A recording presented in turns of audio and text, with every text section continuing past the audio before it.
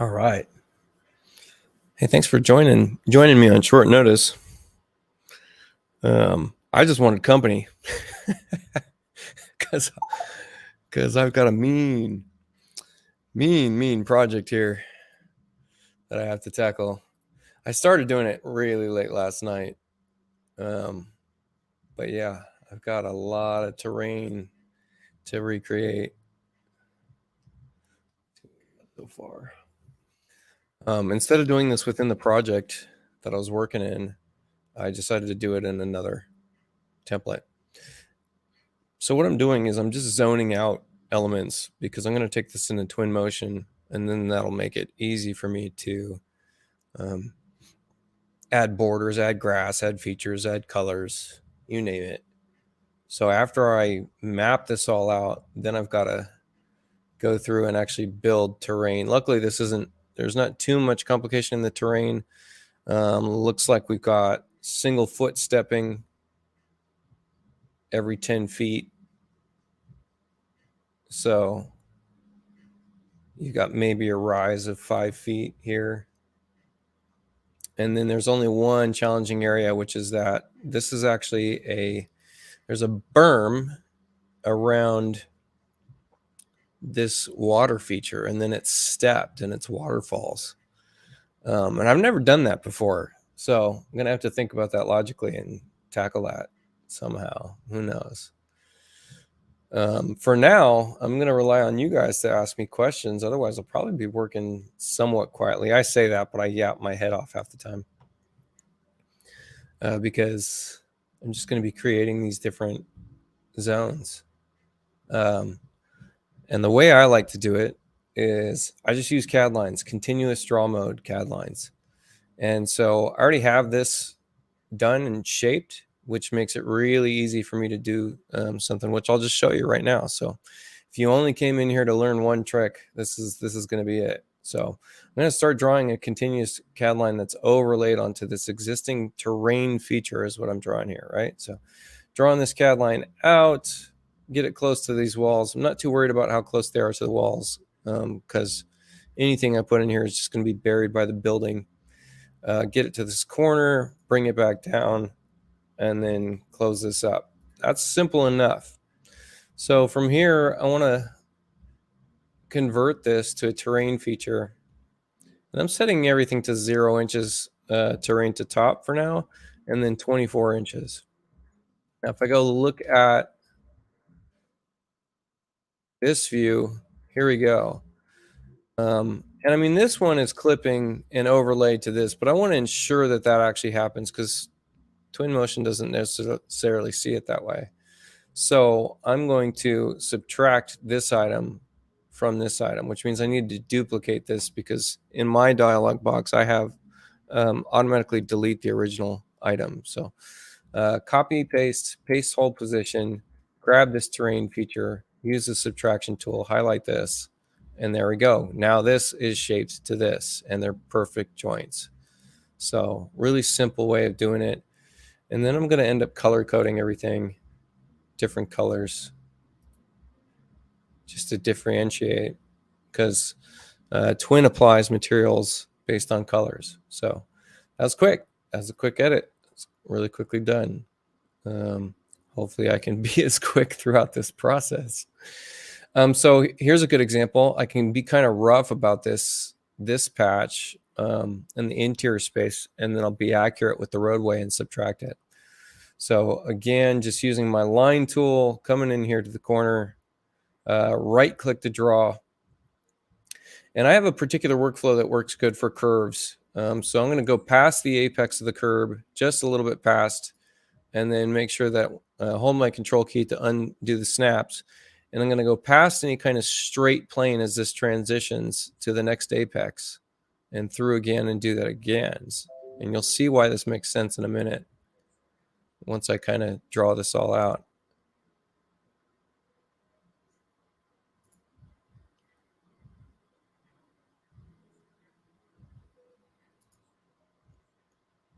Because I'm going to use our fillet tool. So I'm just making sure that this line extends through the center of my reference line, and then I'll fillet back.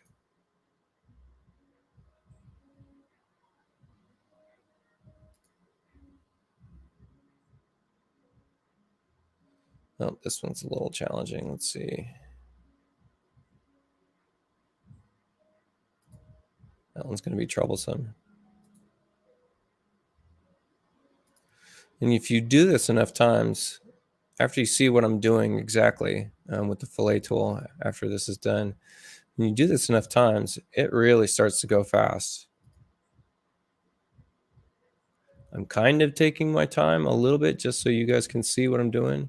I'm going to go under this patio. I think this is a raised patio, so I'll just go underneath it.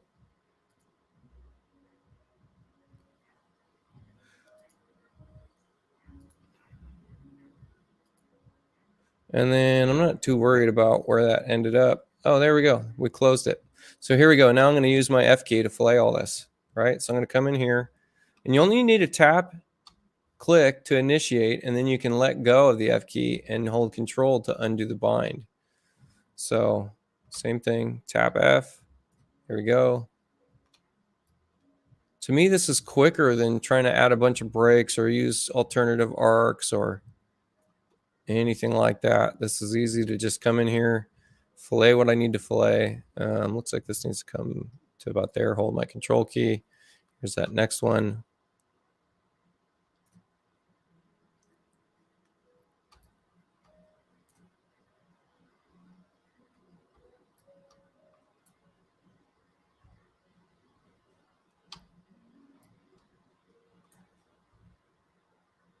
And you can see I'm bringing these in line with where that apex was. and its tangent line. And I knew this was going to be problematic, so I only have to move this a little bit and move this a little bit. There we go, to right there. Using my 3D mouse to move around, invaluable tool. If you're in this industry and not using a 3D mouse, you gotta use one. They're just so fast. This is the main problem with this project, is because it's so much CAD work. It's slow. CAD's a little bit slow in Chief.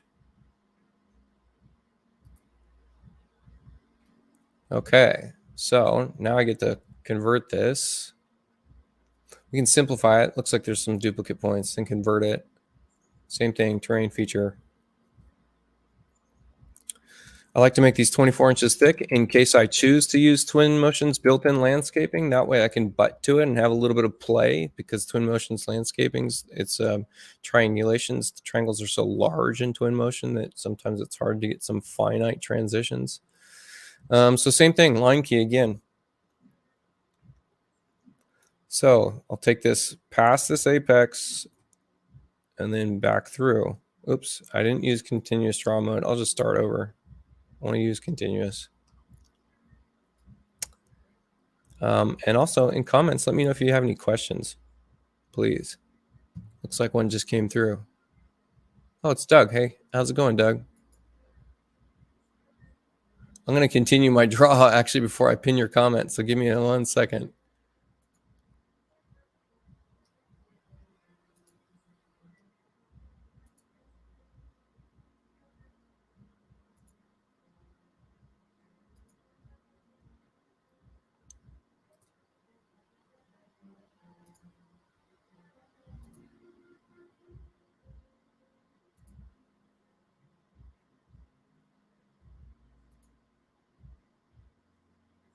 Oh, went a little crazy on that one.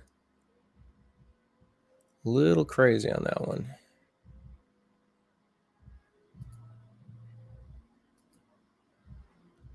And I can double click to end that draw and then click on the line and automatically close that P line. Let me see what this comment was. Okay. Your stuff and topics totally drew me in. Cool. Yeah. I try to give as much info as I can in these things. It's tough. I don't always know what people, where they lie, what do they not know, or what do they do know, and what do they need to know.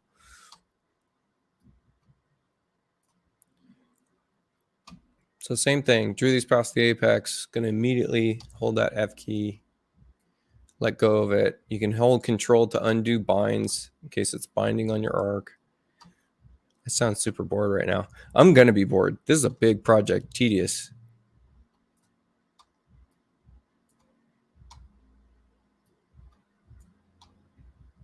Yeah, but this gets to a walkway pretty quick. So once we finish this, we're going to subtract it. So we got to do a particular workflow.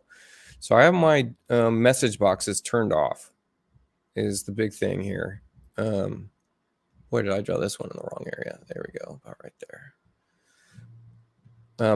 I have my chief architect messages turned off. And what that means is I once dismissed a message that said, do I want to retain the original copy of whatever it is I'm deleting using the subtraction tool?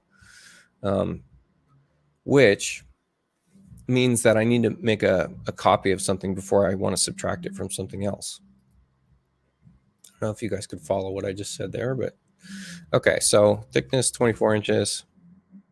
Press OK. So here's this whole setup back here. Let's just color code something here so we can see. There we go. So I want to subtract this walkway from this terrain. Oops, I'm going to have to put it on pause for a second. I got to take this call.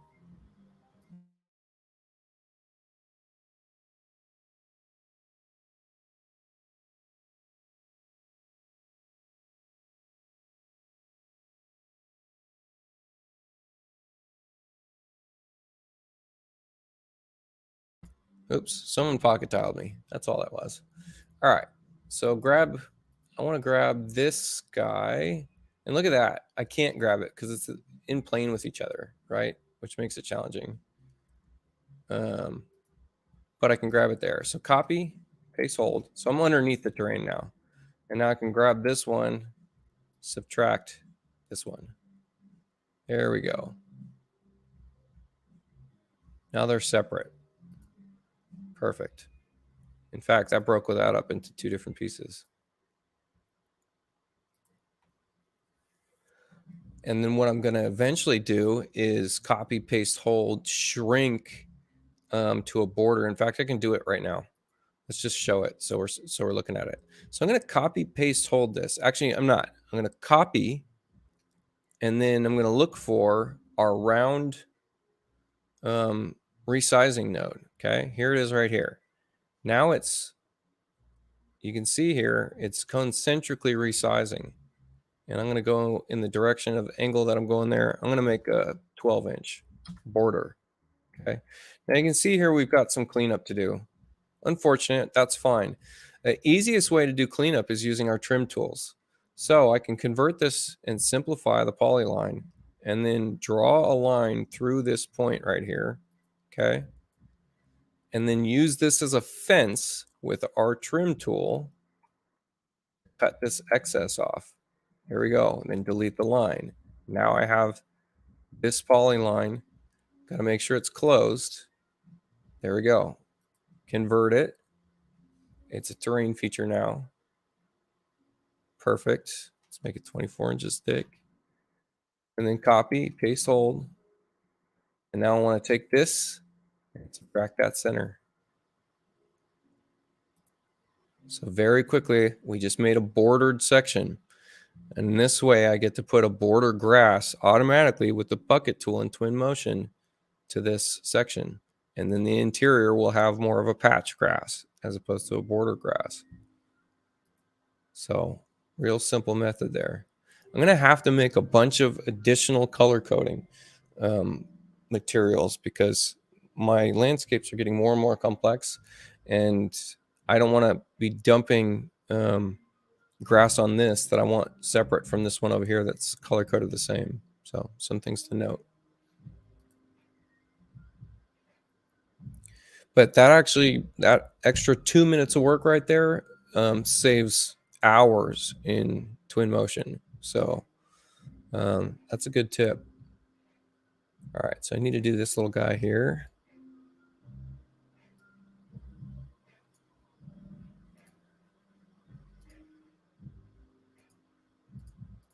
Same thing, I'm just going to overshoot it and subtract.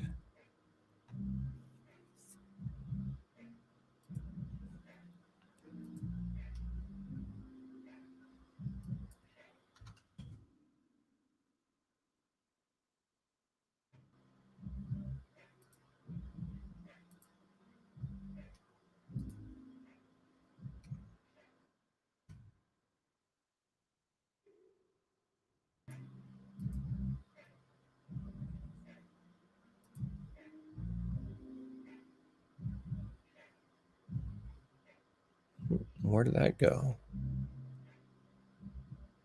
Looking at that wrong? Oh yeah, it's right here.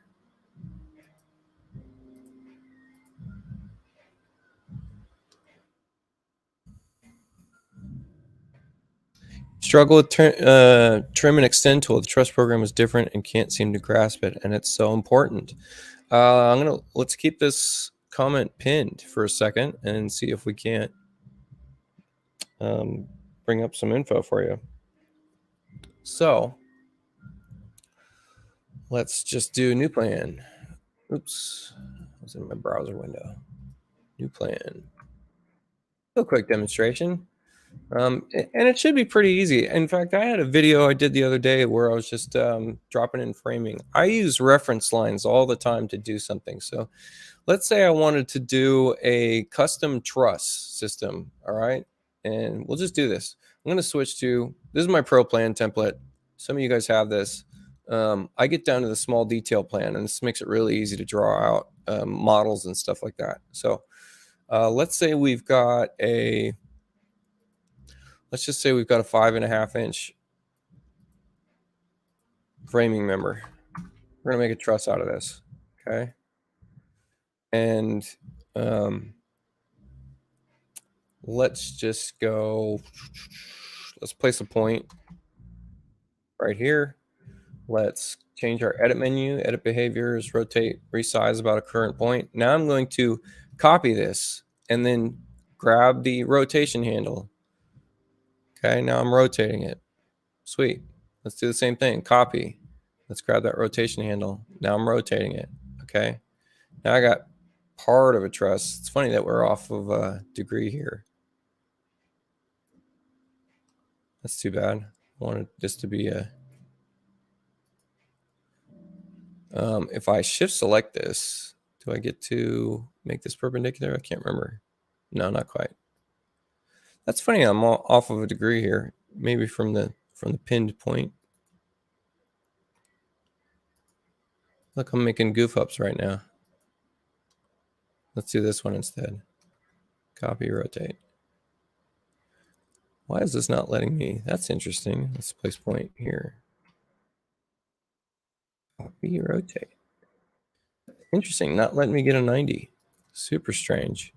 All right. Let's go. Then about there. Sure. All right. That's enough. Okay, so I have this built. I want to union all this. That's simple enough. We can just shift select it, union, right? Got some weird little truss going on here. Now this is just a P line. Let's just draw out. In fact, I want to flip this about itself. I'm going to draw from this direction. Let's draw out our pitch, our slope. Let's say it's 6 and 12. So I'm going to draw this out, and in the angle, 6 and 12, 6 and 12. There's my roof. Okay. Put it to where I want to. This is going to be, maybe we want to do 8 and 12 instead, or like a 12 and 12 or 10 and 12. Let's try this again. Let's do a 10 and 12. There we go. All right. Now here's where we're going to use our trim tool. Okay.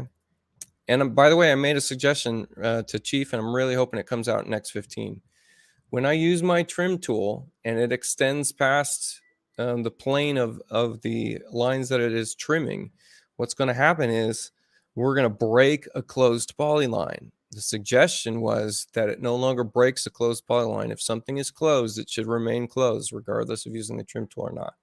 So here we go. I'm going to use my trim tool, trim objects, and I'm going to draw a line through the sections that I want to trim. And you're going to see it highlights what's remaining, highlights what's remaining, takes away that highlight from anything I'm trimming. Okay. So there we go. As you pass through it only, as you pass through it. So there we go. Did that. You might be able to use extend here. I don't think so though. You might be able to grab all this and extend to a line, but I don't think so. I don't think it'll let you. And can you close it? I doubt it. Yeah, it's going to close the whole thing.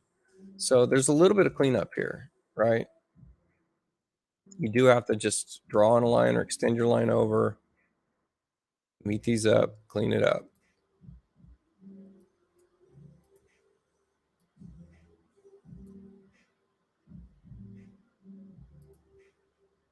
Kind of the last thing here is that if I draw like a reference line to center this, I can just copy reflect about center. And then here we go. You can union these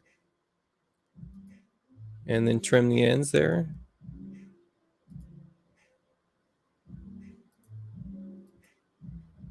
So you get to a pretty quick, well, let's just do this. Let's do this. Let's do this. Just clean this up one last time. Look at that. These were a little bit off angle. I did that by accident. Oops. I'm rusty.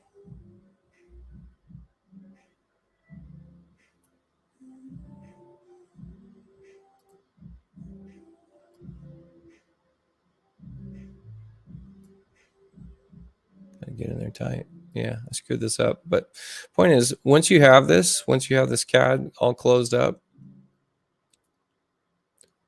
Oh man, I goofed this up so bad. Anyways, you can convert it to a symbol and then rotate it in the X, and then you have a model you can repeat. That's pretty easy.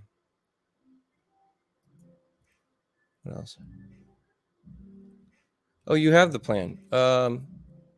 Yeah, small detail is for working in very tight quarters, right? If I want to draw out something that's only 3 inches, I'll show you the difference here. So let's say this is 3.5 inches, right? And I want to work on this. Well, in small detail, you're noticing it's pretty clean. It's pretty clear to see that the dimension's small. If we turn off line weights, you could work in this all zoomed in pretty well, right?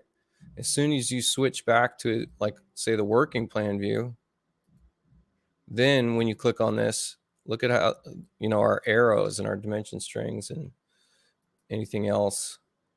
If you're switching to like a floor plan view, it gets kind of goofy. Dimensions are wrong. Text will be huge, but small details, you could draw out details pretty easy.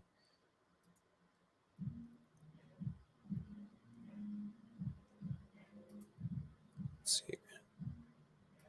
Yeah, no, the polyline thing should absolutely be a deal.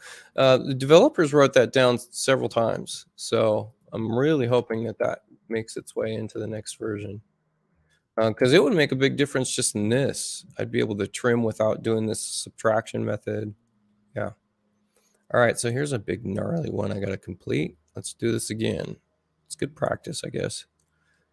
Wonder if I could come up with a system to be faster at this. This so far is my most efficient method for drawing these out, is using the fillet tool. Because trying to draw out arcs individually just seems like it takes forever.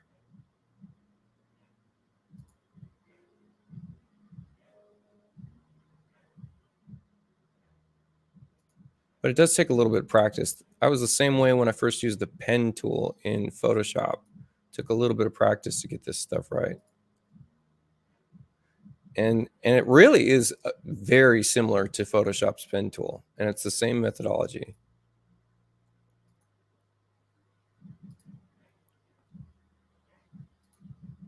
And now I can get past this because I'm going to subtract from it.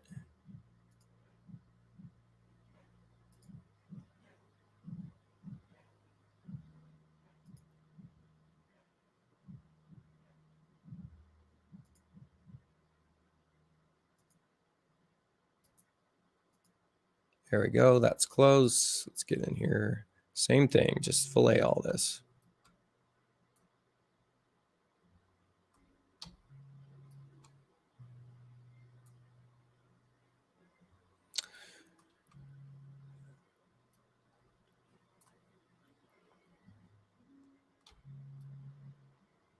Now, if you guys have drawn out terrain features before, you know how tedious this is. Hence the title of the video. I kind of goofed up right here. Let's see. Let's see if I can recover this. Nope, that was dumb. See what happened there? So in between 2 points, I don't know how well you can see this. Maybe not at all. In between 2 points, we have a center point. If we look at our snaps, we've got this midpoint snap. So if I go to fillet this, I don't want to fillet past the midpoint, because then the fillet tool won't work for the next point. So if I hold my F key and start filleting, I can drag my cursor out here until I hit that midpoint snap. And then I know I don't want to go any farther than that. So that's what I just did. Now this one can carry through to that same midpoint snap. And then I'm going to have to adjust this because I missed the mark a little bit, right? Hold my control key, kind of adjust this out, adjust this arc a little bit.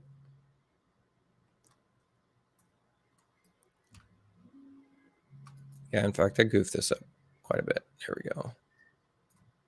There it is.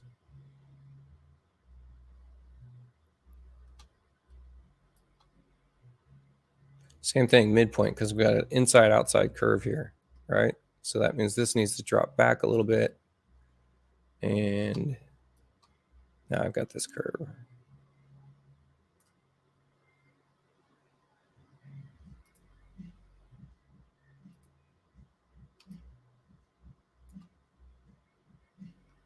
That's pretty much it.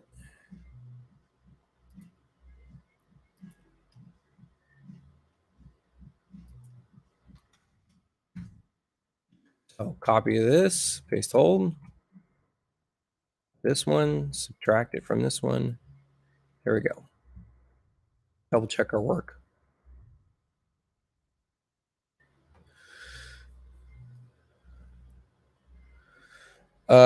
Landscape. I very rarely do landscape design on my own projects. This is landscape design comes in play when I need to do realistic renderings to spec. And I mean, this is a large budget client, and we are looking for accuracy. So that's when these budgets come in to actually take the time and do an appropriate landscape design. So I definitely charge a lot more. If you guys have seen some of the more recent renderings that I've done, those are all budget renderings because I'm allowed to just throw whatever landscaping I feel like. In fact, I have template landscaping that I might throw into some of this stuff. But this one in particular, we're actually doing it to spec of this whole landscape design, and that's just a lot more work. So.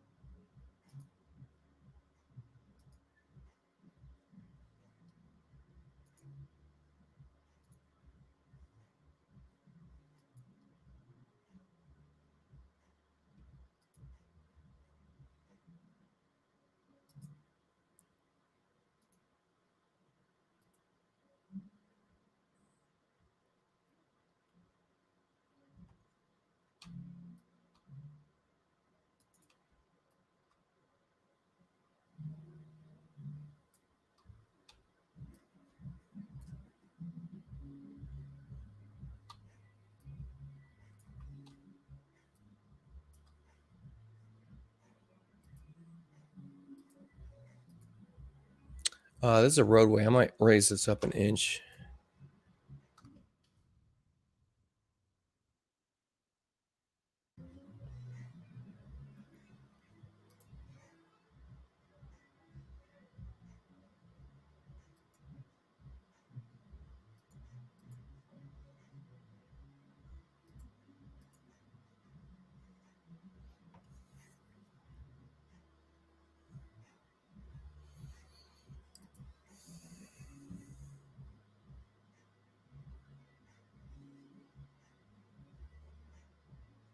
Joe Pocket, I see you in here, man. Hope you're doing well.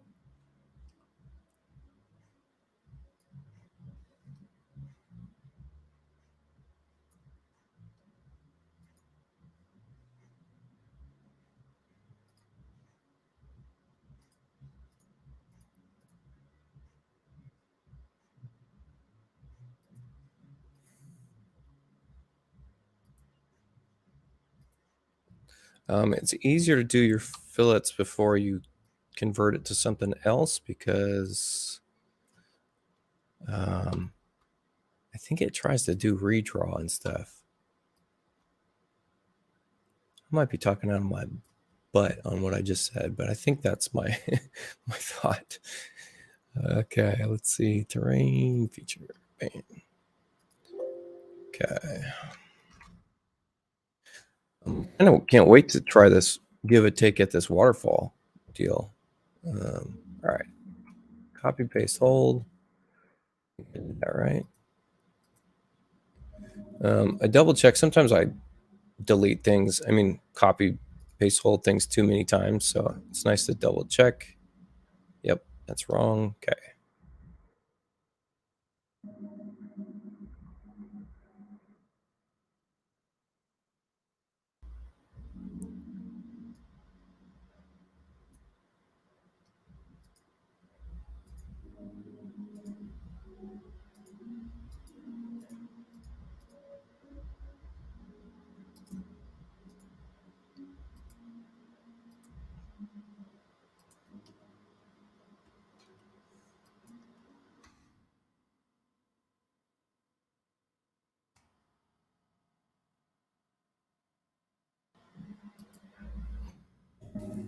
Yeah, same action over and over again. But I need more colors. Way more materials. Let's just get into the color.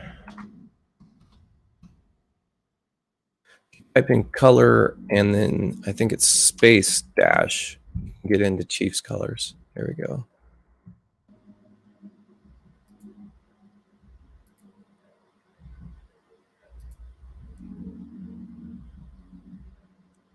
There we go.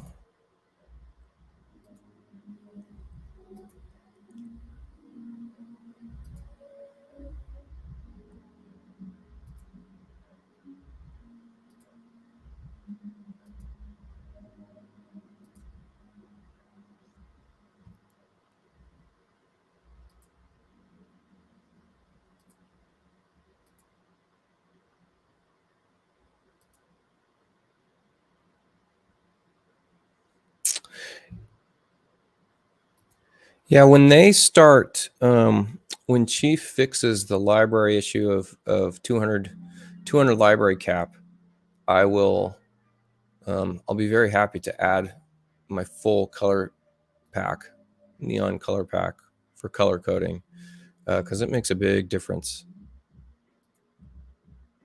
You need to have differentiated colors for third-party rendering softwares.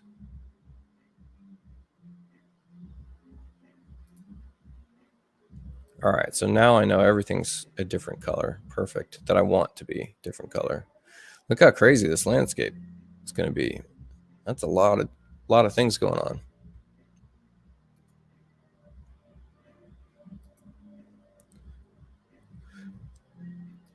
The best item in my kit for that is the, if we drop a cabinet in here, for instance, did I lose it? I lost it. This guy right here, I gave this away. This is in the symbols and content section of my site. So if you paint this in object mode, it's going to show you any weird stretching.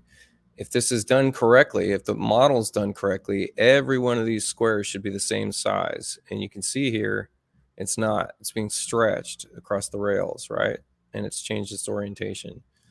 It's the best example you can give.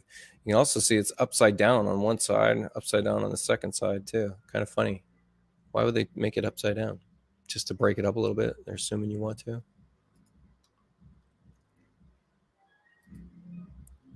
All right, let's see. What do we got? I'm actually doing this faster than I thought I would.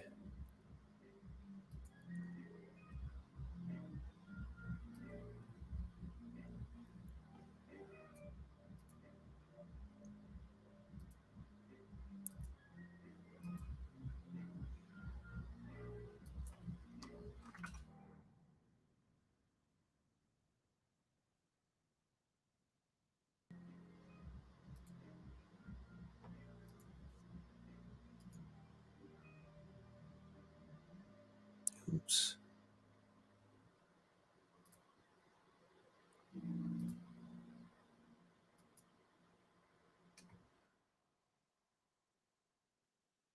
Dang, having trouble selecting this. So we can do it this way. Uh-oh. What'd I do? Goofed up. I want this. Oh, I want this. Oops. I did this all wrong. Delete that.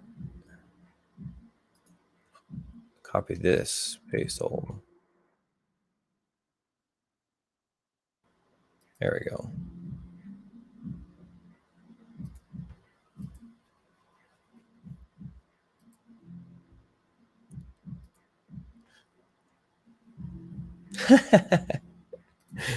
I don't know. Can I unpack that a little bit more for you? Let's see.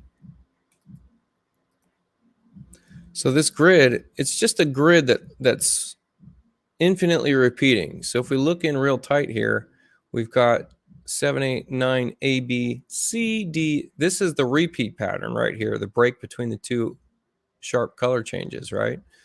So I know on any given plane that this will line up. And look at this, as we roll across the back of the cabinet, what happens? We get a jump in the material. If it was properly UV mapped, this E would be partial and that E would continue on the other side. You can see here it's repeating itself instead. Let's see if anything changes when we change this to global symbol mapping in the texture panel. Same thing. So it's taken that. There's no universal coordinates being applied to this cabinet. These are separate materials from the sides and the back, which we know that about cabinets, right? But if we had a model like a piece of furnishing where we wanted an armchair to have a texture that wraps perfectly into its back plane, these should be continuing. It should go C, D, E, F, G, all the way around the edge there. And it should be all oriented in the same direction, right? In the case of the cabinet, we actually do want our stiles and rails different. You notice when I turned on global symbol mapping that the direction changed in the rail and it's no longer stretched. Kind of interesting. So some of my cabinets, I do that. I purposefully changed the direction of the stile and rail, but mapped it in a way that it would do no stretching. So all the Chiefs models have stretching in them. All the cabinet vendor stuff has stretching in them.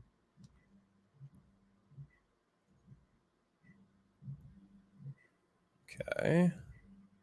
What else we got here? This is actually getting closer than I thought it was going to be in a short amount of time. Sure. So we need to do the full terrain, which that's going to be a tough one.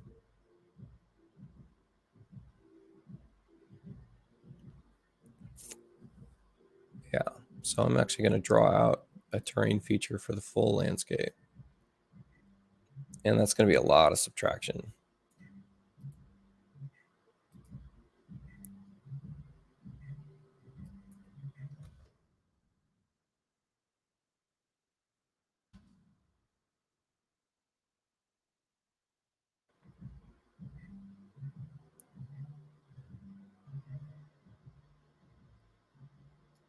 In fact, let's take this down a little bit.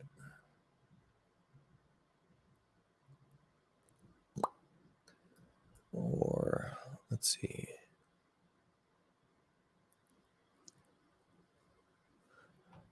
There's a way I could do this. Let's see. How can I do this? Let's think about this. Okay, I know what I'm going to do. This is clever. I feel clever because of this. All right, so we're going to do I'm going to make sure I'm in contained selection mode. I'm going to make a contained selection. And right now we'll just make sure that we've got the rectangular terrain feature on. Contained selection, everything I've built, basically. Okay, I'm going to copy, paste, hold, union it all. Okay. So if I select, and I need to make sure that this is a terrain feature. Let me put up Aldo. Yep, that's the terrain feature. Let me see if I can subtract that full union. So I'm going to look for that highlight that highlights all these. And that's it right there. So if I did that right, that should all clip away. Yes, it does. Look at that. So now this is what I'm going to apply all other grass to. And then we need to create a border out of this too.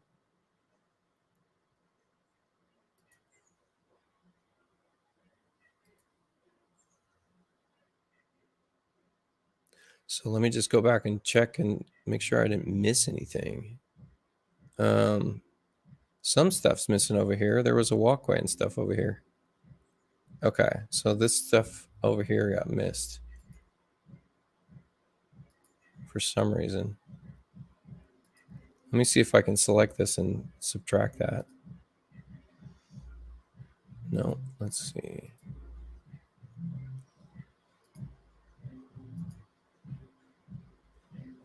If I move this, does it remain? Did I make a copy of it? I did make a copy of it. For some reason, it didn't get into that group selection. Oh, look at that.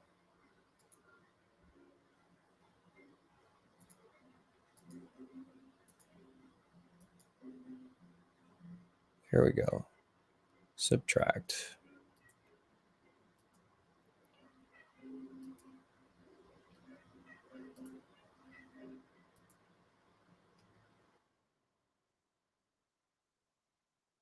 He's being a little bit finicky with this process.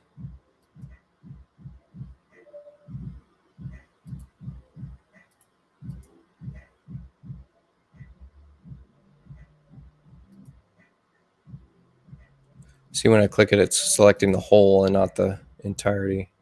There we go.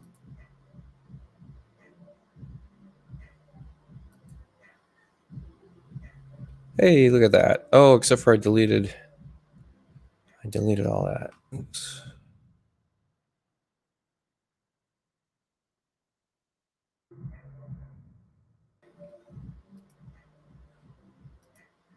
Almost want to do that this whole terrain piece over again.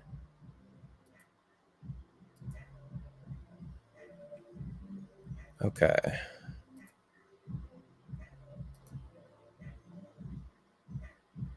Oh, that border wants to be tied to this. Interesting.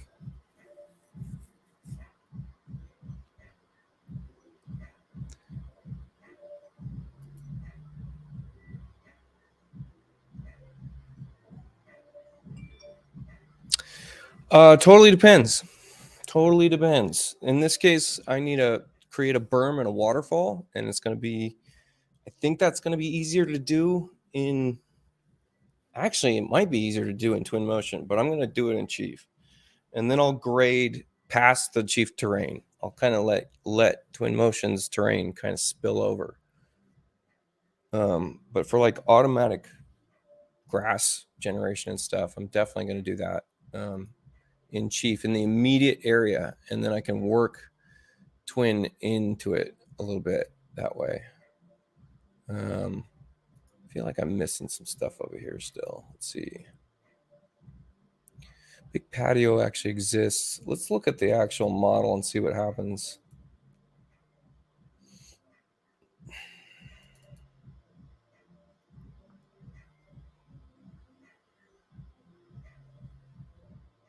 Did that answer that question? I mean, it really depends on the job. Sometimes I'll do it all in Chief, but I usually want to, and in that case, I'll cut the terrain back to like a foot away from the building. But sometimes I want to get a much nicer render, and that takes a little bit of terrain work in Chief. So let's see. Let's grab.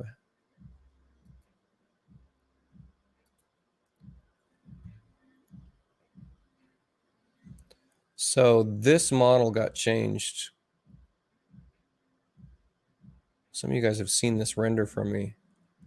This model was changed, and so that's all this terrain we're creating is for the front side of this, basically.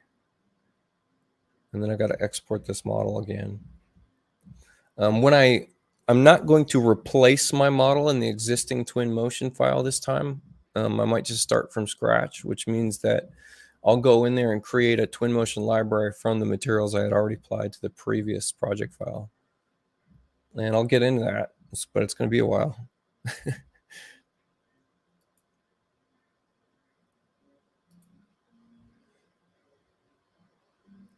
Okay, so we got this piece down here. Did that translate into here?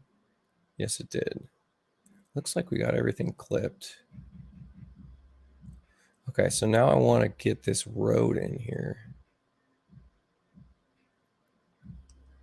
And this road continues from somewhere. So I'm going to run this road. I actually want one of my shots is going to be way from back here with a really low field of view. And just because this is such a large building, which means I want this road to continue quite a bit, which means I also need, a road won't show up unless you have terrain underneath it. So I need to extend this terrain out.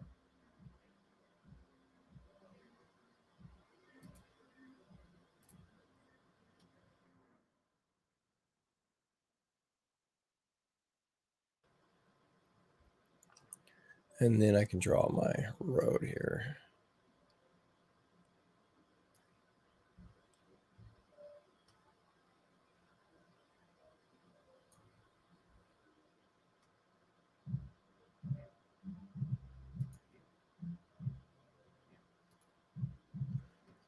It's that hammerhead turnaround.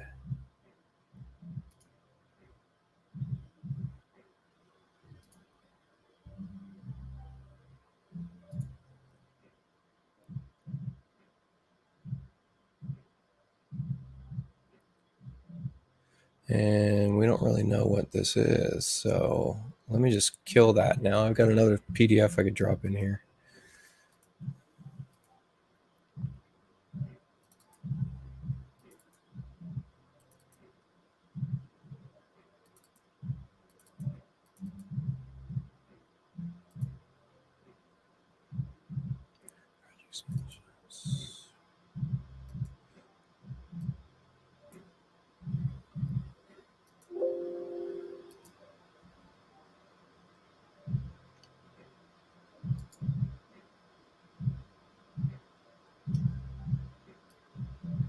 So here's what I'll do. I'm going to rescale this. So I'm going to draw out a reference line from this point to this point. Tab it, copy this, hit cancel, and I can resize this based on that.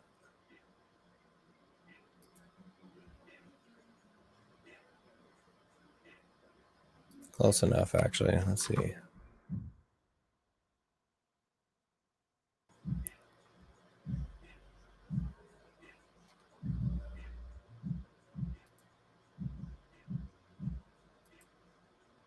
There we go. Okay.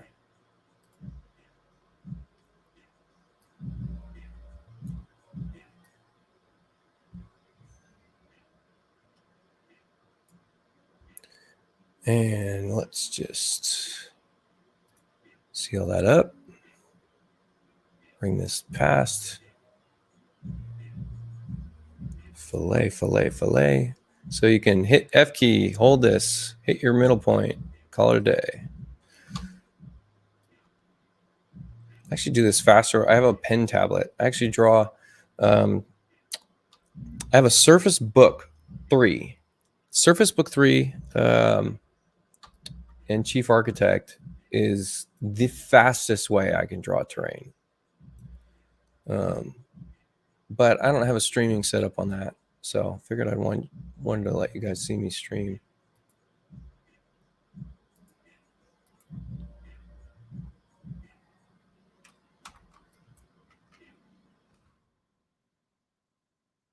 You could use clip overlapping terrain features, but I think the actual geometry still lives underneath, which Twinmotion sees. I'm not even certain of that, but I don't even care to chance it, honestly.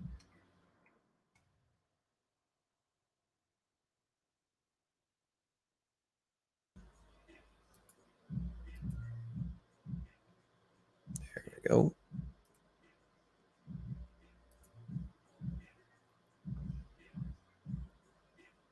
Nice long road. Perfect.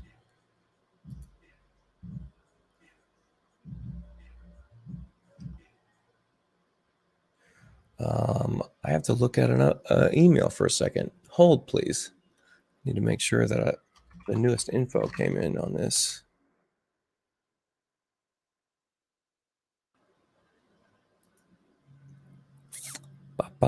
Let's see.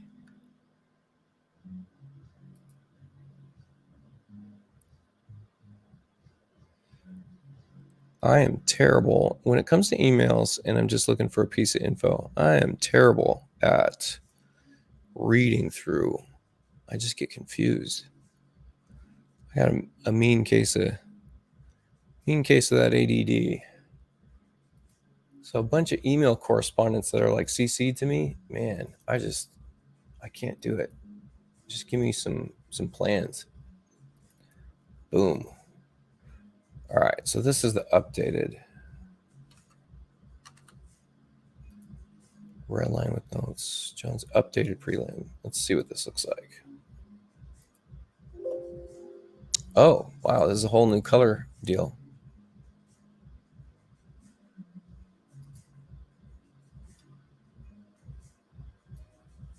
Hopefully not a lot has changed. That looks largely the same.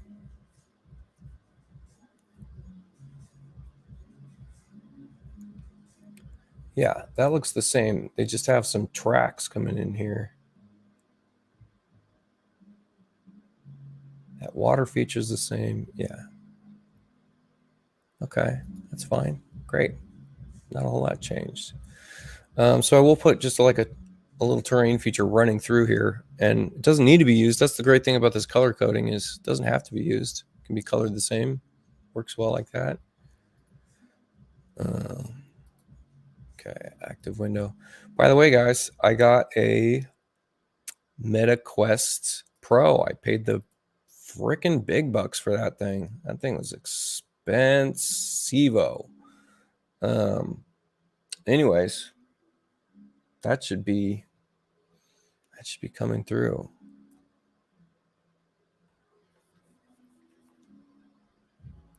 You know what I'm looking at right here? This looks like it's a little dirt path around the building. Kristen B. So, boy, it would have made this a lot easier to just do this polyline around that existing building. Maybe I will. Here we go. Watch this.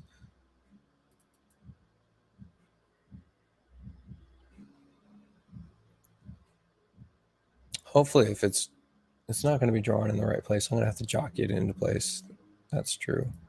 Yeah, they already have this marked out. Look at that. Cool. Copy. Copy, copy.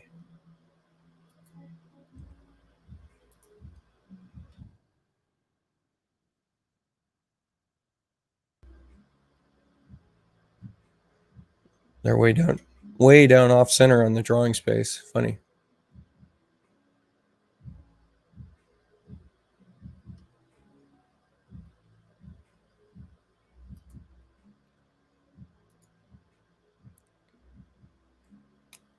So what is this?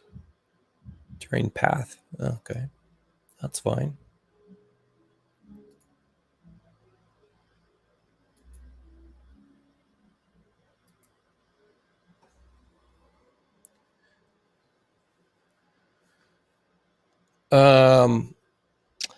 I use Canvas as a backup, and I know how to work with the Matter pack in Matterport.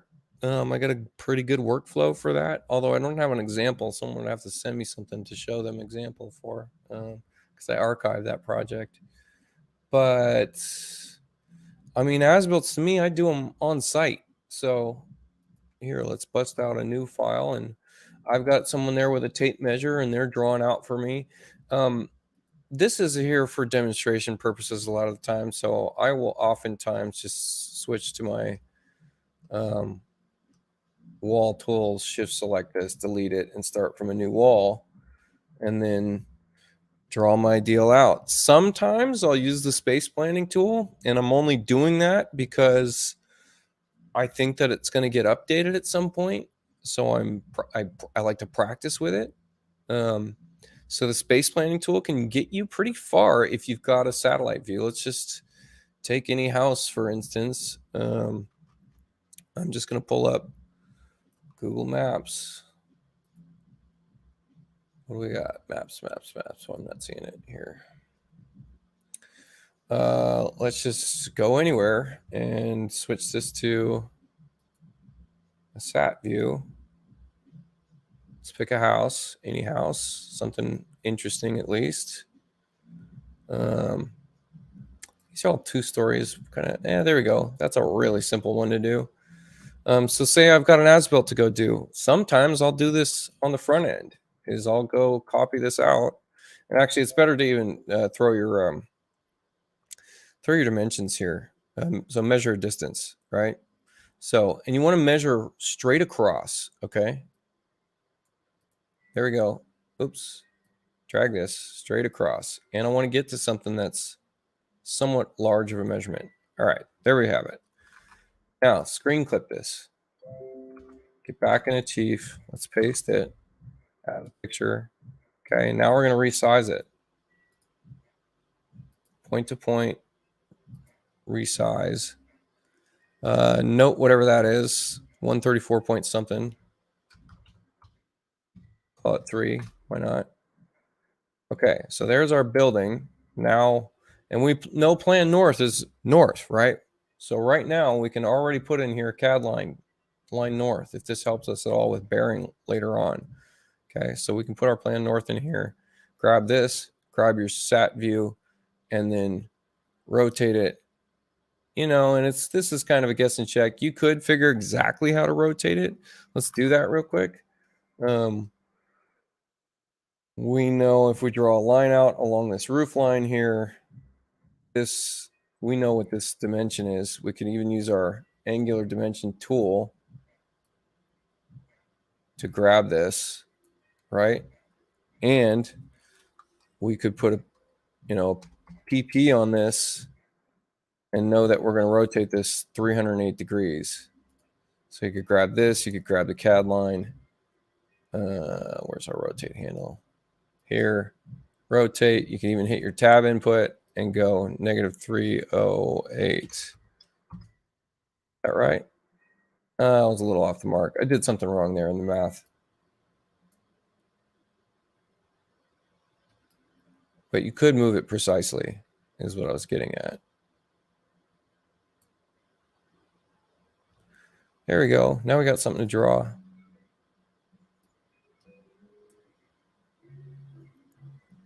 Put this in the center of the building here. There we are. Simple enough. And then you can kind of goof around with space planning. The main reason I encourage it is I really do think they're going to improve it. I made the requests in Idaho to improve this, and it didn't need much to improve it. So what's nice about this is I feel like I could get pretty close to what this actually is without ever stepping foot on this place, right? So you need a porch. Porch is here. You're going to have an entry. Entry's here. You could look at the street view. Maybe entry's dead center. The living room is going to be on the left, right, or right side. Obviously, the bedroom is going to be on the other side. We'll expand the bedroom. The entry. Call this a hallway.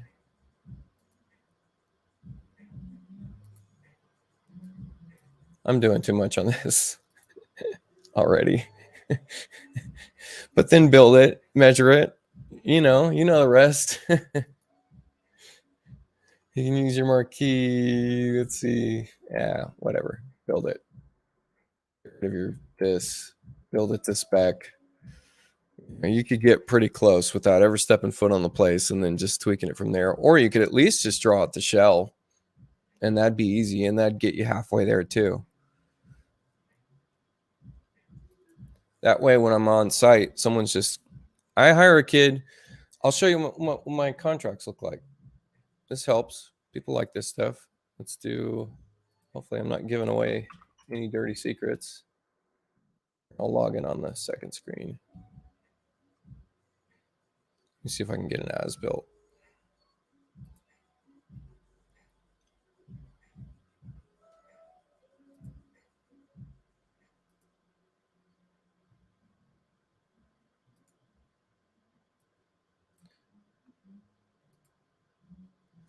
Okay, so on my as-built, we'll just zoom in on this. Oh, well, this one actually doesn't have a CAD drafter on there.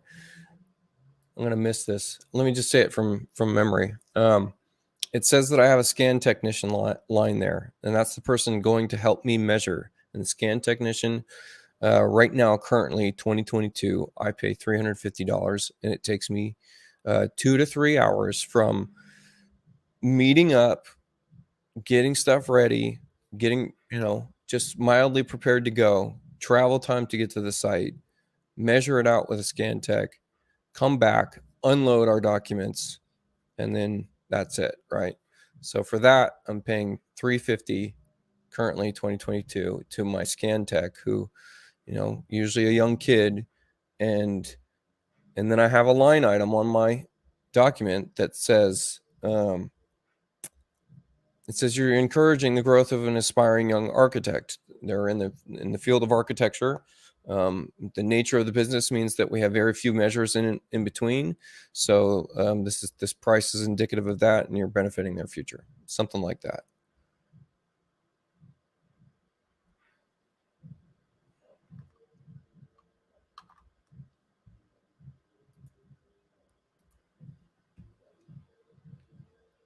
I forgot to pin your previous comments. Oops. So no one on Facebook knows what the heck I was just talking about. This was the comment I was responding to. All right, what do I got here? Okay, that's terrain. Yep. Okay.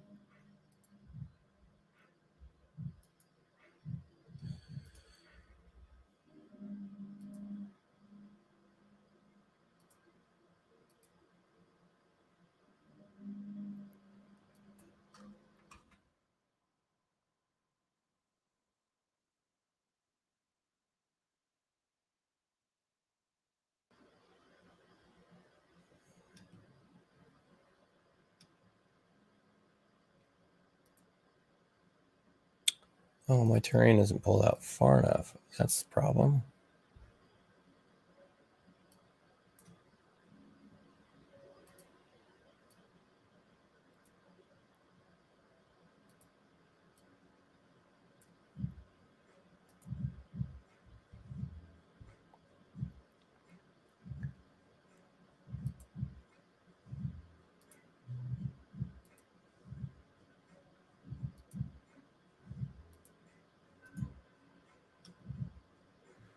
Let's see.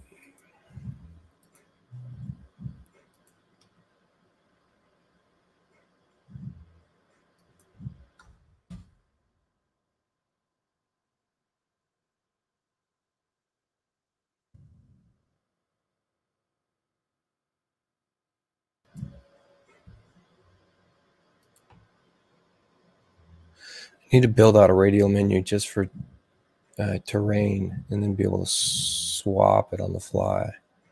That would make a huge difference.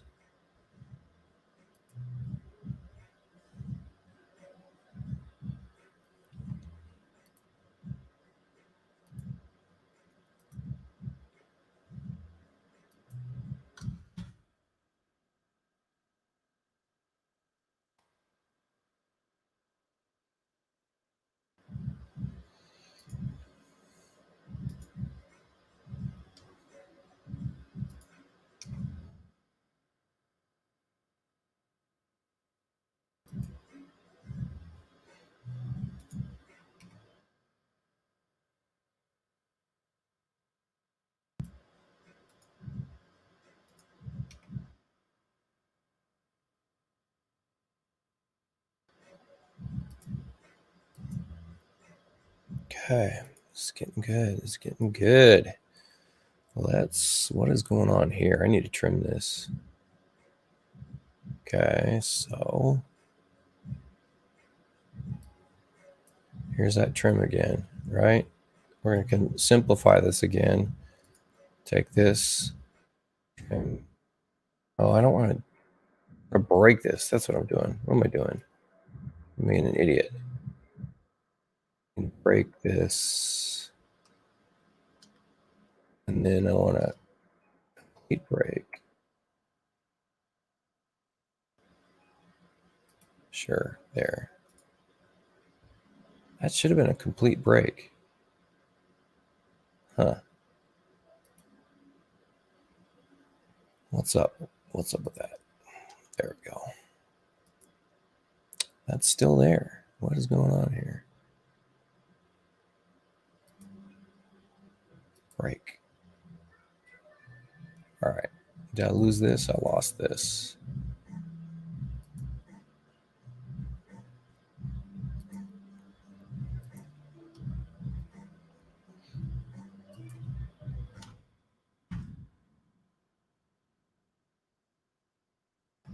Anybody watching, let me know if you got any questions. I'm going to continuous draw from here.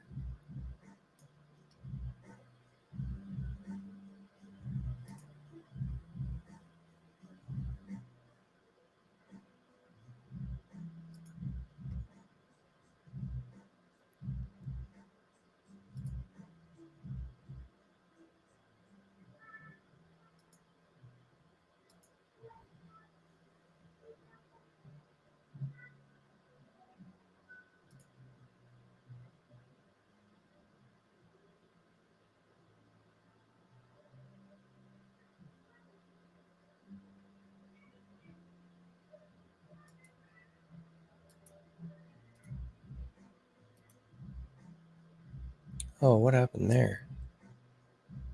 Funny. That wasn't linked. Dang it. Why not?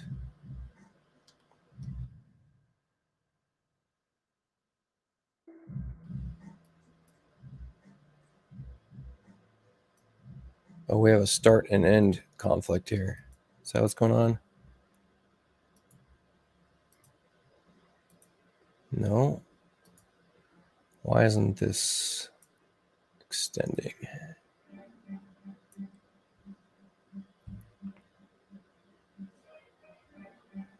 Extend. No.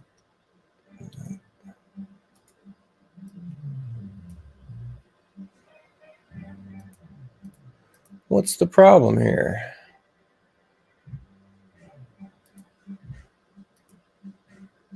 No? Still no? Wow. Okay. All right. Forget it. We'll figure it out. So that means I got to keep drawing this.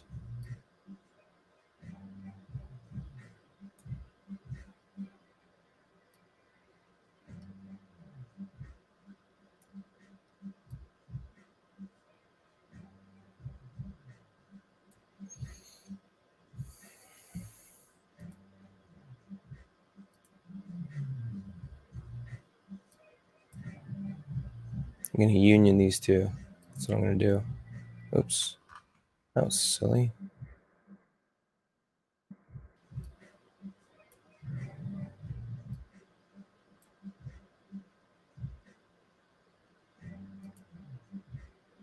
Weird. This is doing all kinds of weird stuff.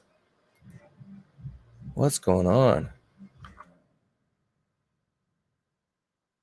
Should have just drawn it from scratch.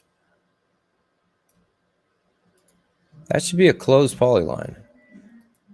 Why is it cutting across like that? That is bizarre. Something's going on here. Should have just done it from scratch. Oops. That's not interesting.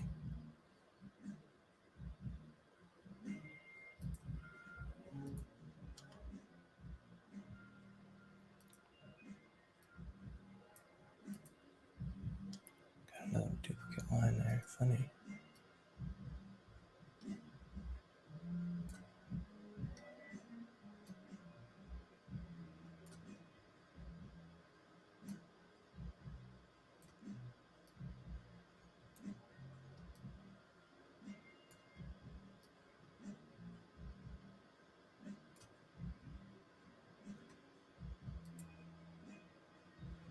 Boy, that was a bad go at it.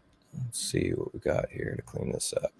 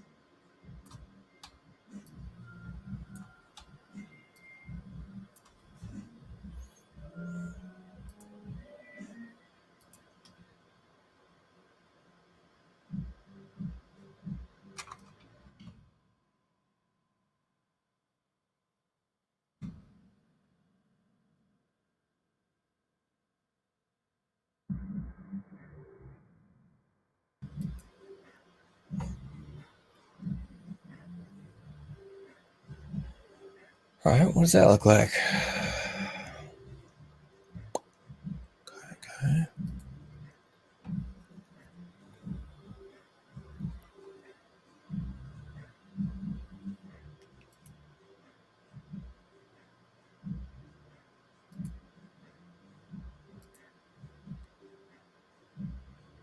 One of these different from the other. Why not?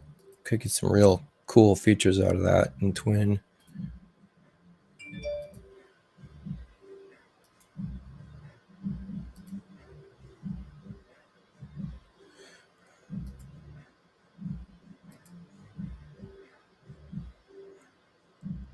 This might be it.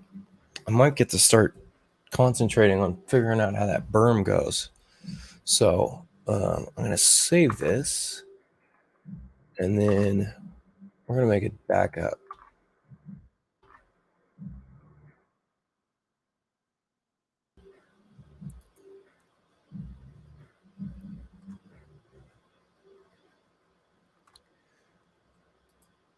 Going to end up wanting this P line to cut features.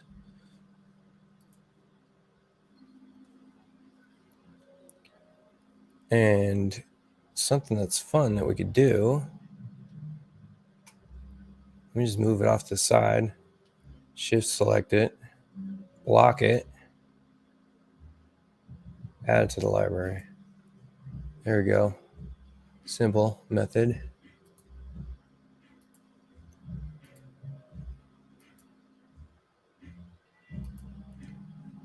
Now I'm going to copy the whole folder over.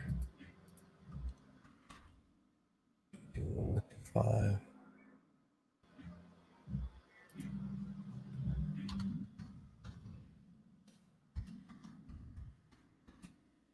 Really important to have a very clear file management system. So we're on Design Review B, version 1 of it for the Jones project, and Renee Rabbit is drafting. That way, when things change, because they always change, we can revert back.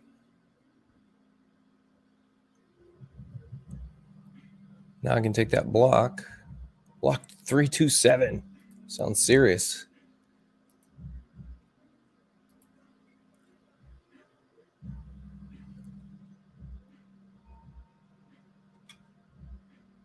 Now let's unblock it and then pop this into place.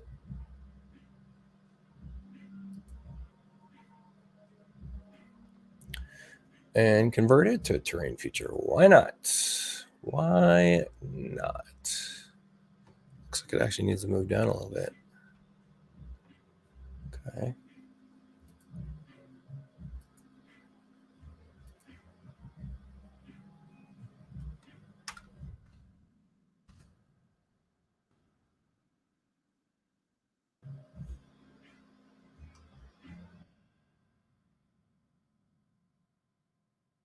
People just joining the feed. I am just prepping some terrain, a terrain model for Twinmotion. Get the most amount of success out of this without having to fight Twinmotion that much.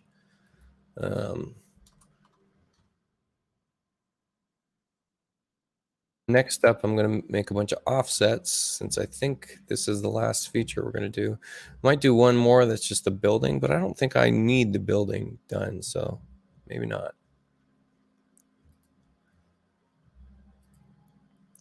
So time to start thinking about the offsets. That was funny. Painted everything but what I wanted it to paint. Oh, I need to subtract it first. That's why. I need to subtract this guy.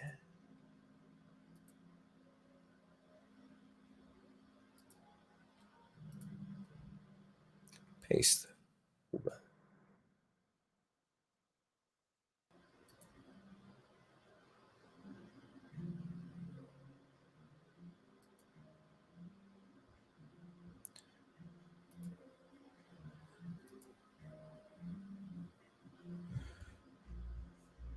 Okay, so borders. I need this border. Oh, we need to subtract this roadway here.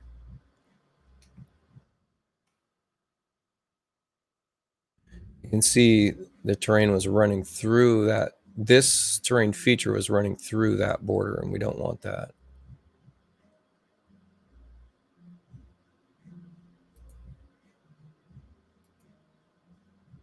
And now it's not. Cool.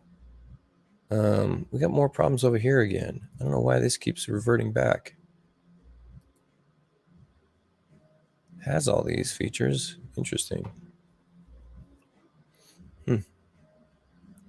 Must have had clip done here.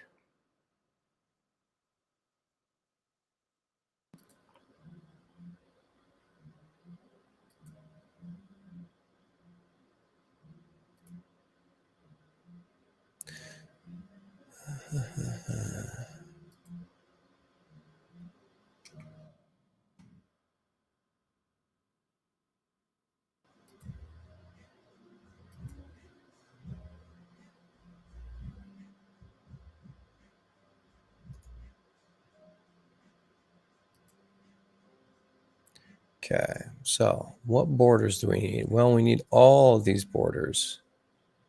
This guy, this whole thing. So we're going to copy. I don't usually do this in 3D.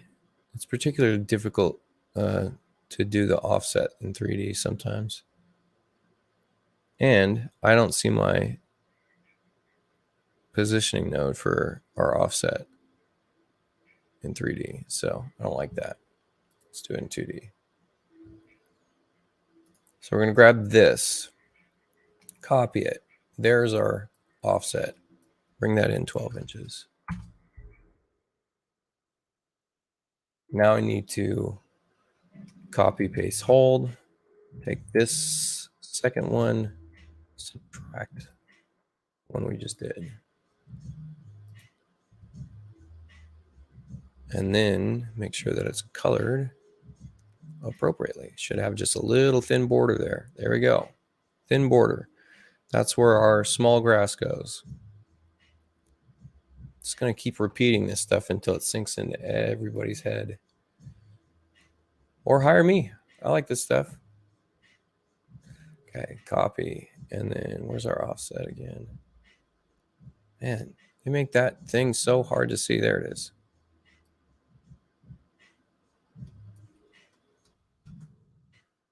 Full subtract. Now paint it.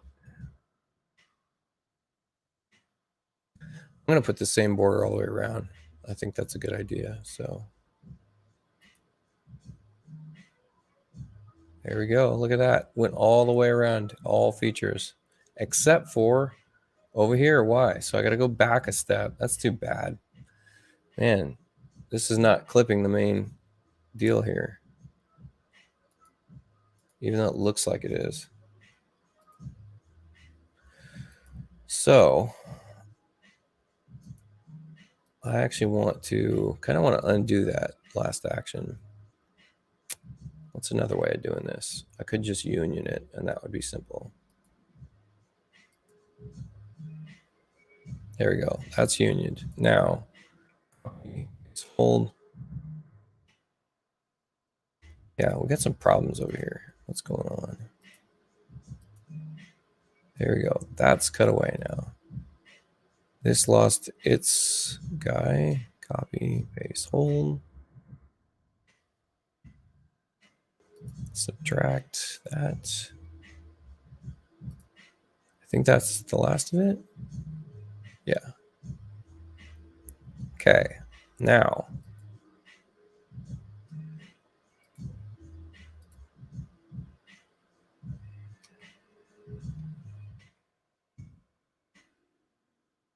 copy, paste, hold, union,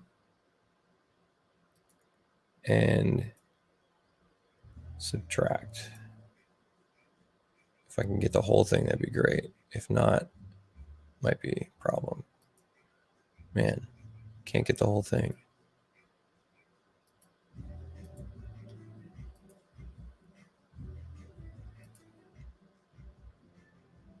Did it get the whole thing?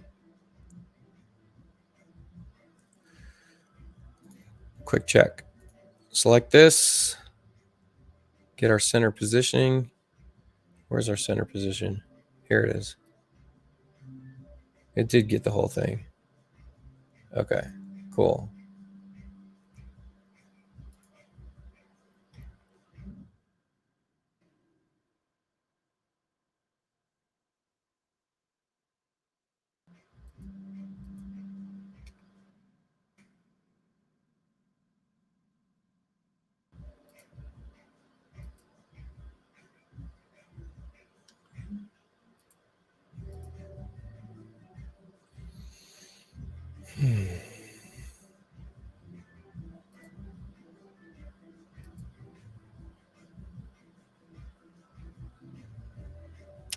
That border ended up with that pathway.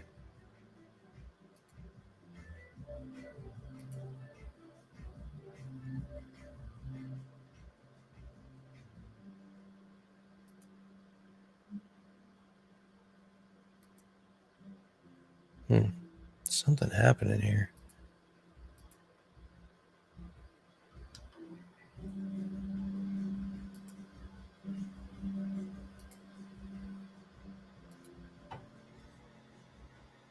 There we go. Finally.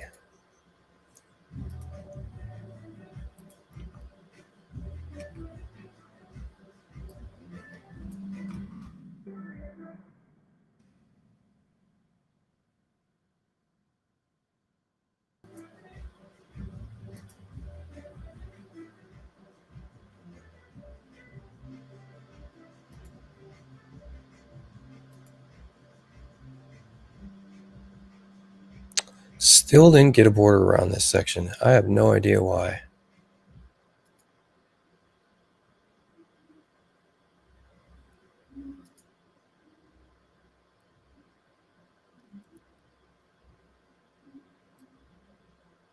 It has the cutout. Weird. Would not do a border. Okay.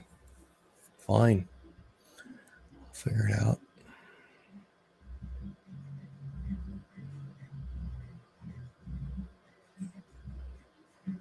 What else needs a border? This section does.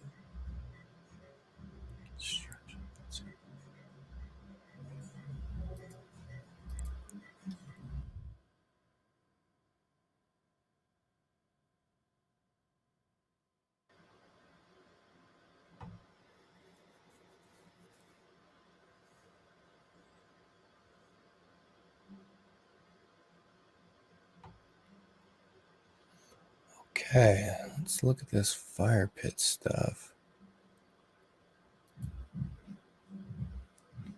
This is grass, wild grass. This is road grass. This is grass.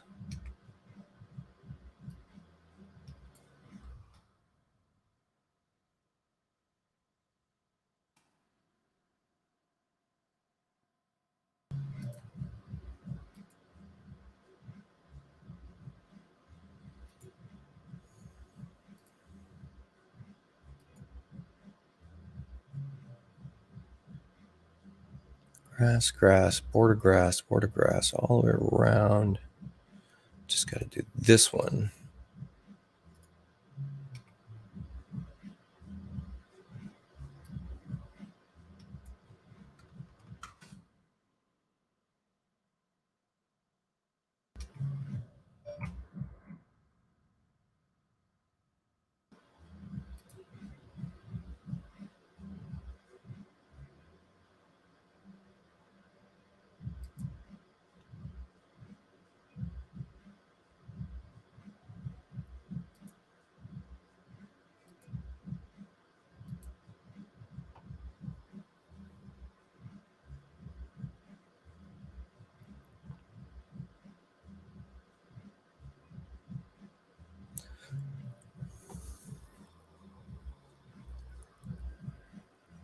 Some of this border is wrong. I'm going to have to delete it over here in particular.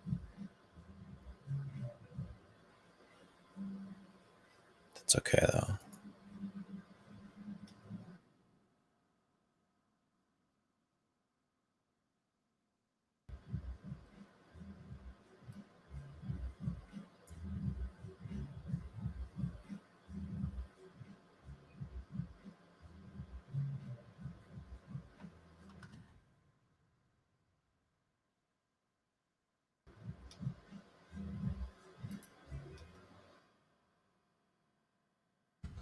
And know how Twinmotion applies grass. We could just do a couple little breaks in this. Okay. Or let's see. Yeah, there's one break. Okay. Yeah, just have it cross itself. Not the biggest deal in the world. Buildings covering that, sure. All right, time to put in some terrain data. That's going to be funny.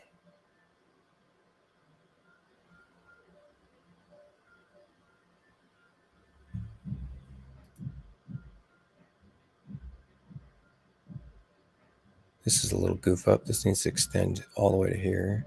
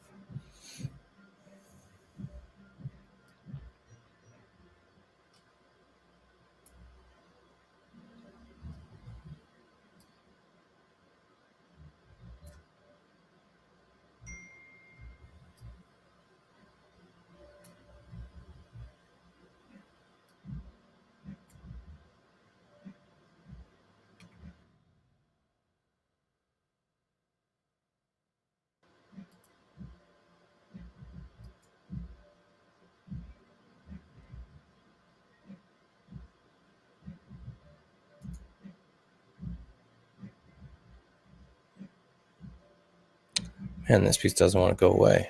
Go away. Tedious work.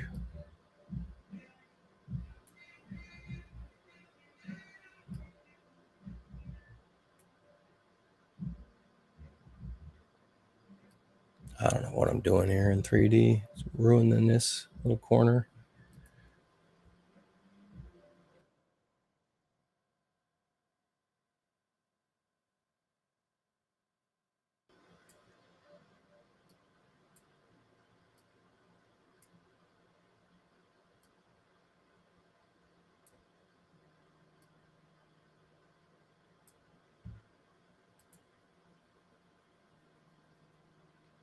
Sure. Oh, more people just popped in. Cool, cool. We're doing a kind of an advanced terrain. I'm about to start generating some slope. I can even see my tools down here. There we go. All right, what do we have here? We got a 96. So continuous draw.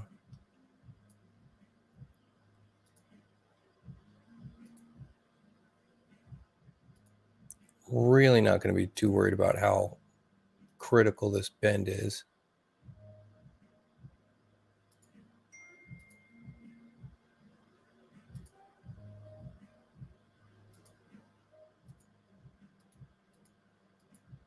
Because we're only going up 5 feet over the course of like 100. We'll go ahead and set the actual dimensions of what they've got going on here. If you change your number style, you don't need to type in inches every time. So if we change this to decimal feet, for instance, I can just type in 96 and hit enter. That's easy enough.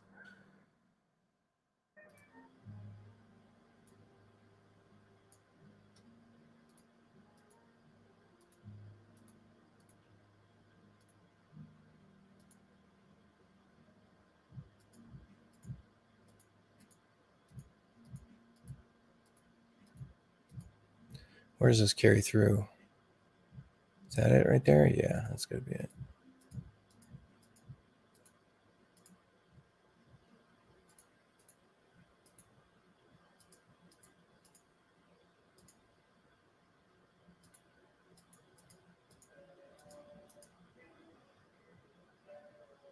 There's some kind of drop off here.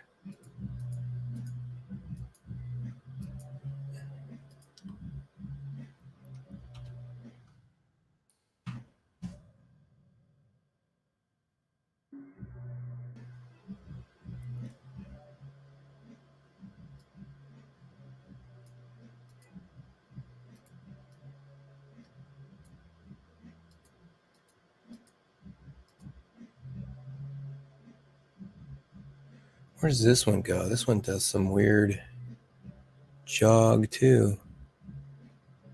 What does that look like? Oh, it goes through here. And then over here. All right.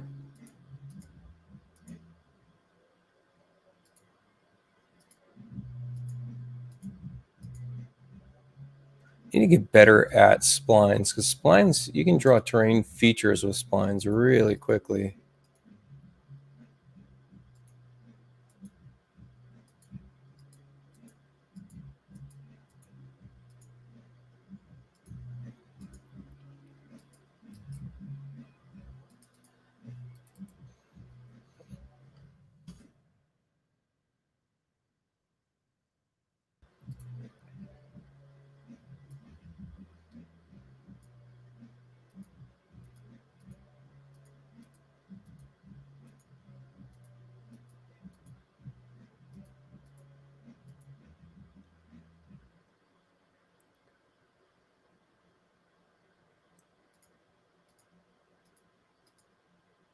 I buried this. What did I do with it?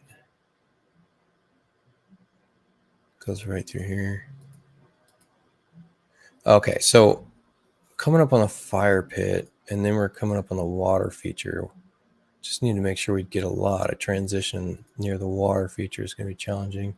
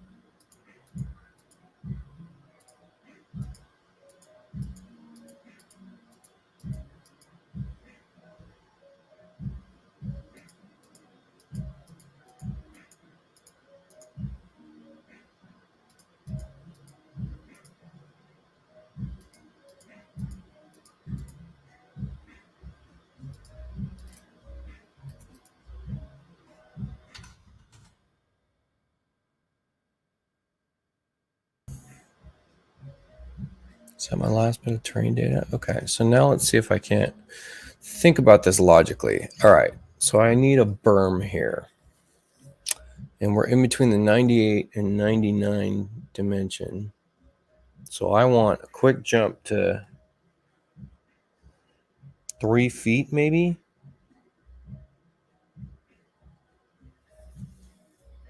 Quick jump of 3 feet. I don't want to do a terrain break.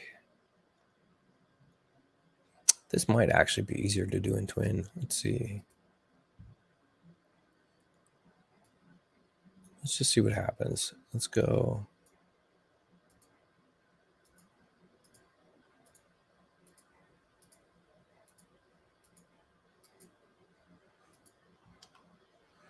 So that's going to be my, that'll be my baseline 98.2 or something.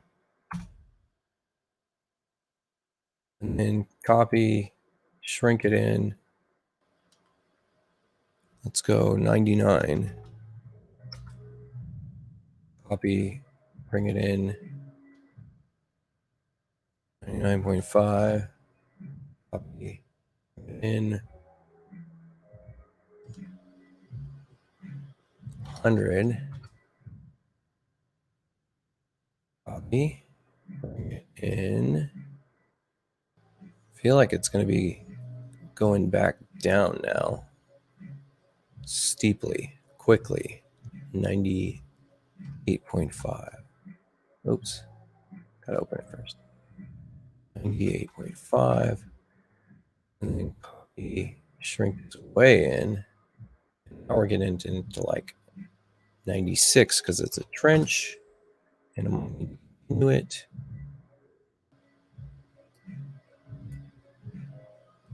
Let's just see what that looks like. What craziness has happened? Well, it lifted the terrain way up. There you go. Look at that. There's my water feature. It's actually not half bad. And before I export this, I'm going to export this as DAE. So I'm going to have to pump. I'll probably pump up the triangle count on the surface. That's actually really not that bad. So I got to put another dimension line all around this because it should be flatter around this. So we need this guy to kind of pump out. This should be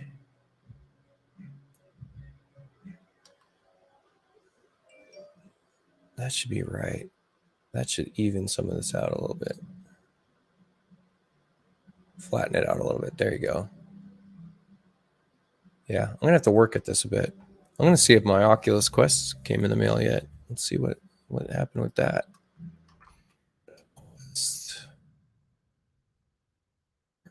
Shipped.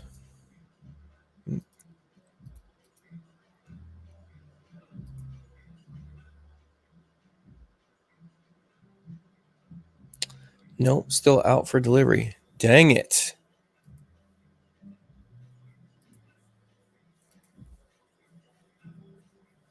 Dang it.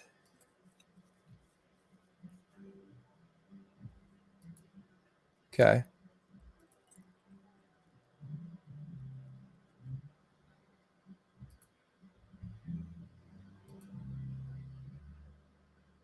Okay, what else do we have here? I kind of want to ease this, so we're going to have to move some of those lines, extend some of these lines. So what does that mean? So the height one, this is the tall one. This should actually come back a little bit, right? And then the shorter one should kind of carry through to create the sides, right? And then what happened here? Oh, shoot, this got connected to the 100 line. Am I okay with that? That goofed up.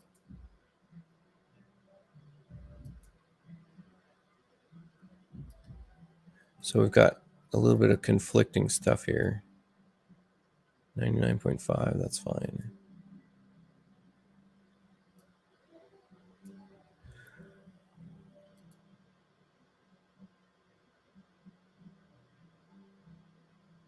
we've got a lot of data right here that's goofing up. Got our data too close together.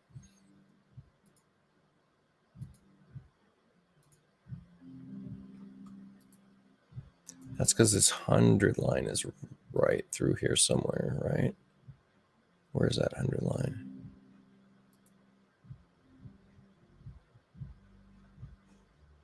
Hundred line's way down here. What happened here? We lost something.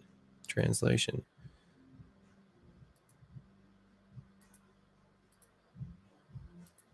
This ended up being 100. Why? What did it connect to? Oh, weird. It did some weird thing over here. Chief glitch. Who knows about chief glitches? I almost want to just delete that thing. That thing got a little crazy.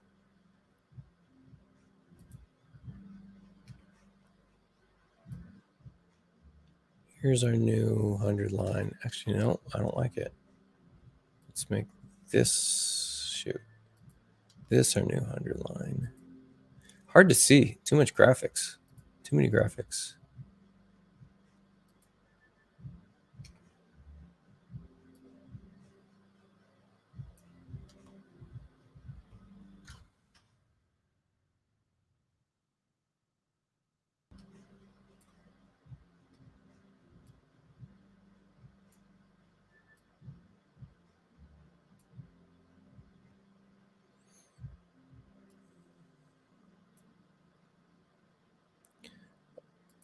Okay, should be softening some of this data now.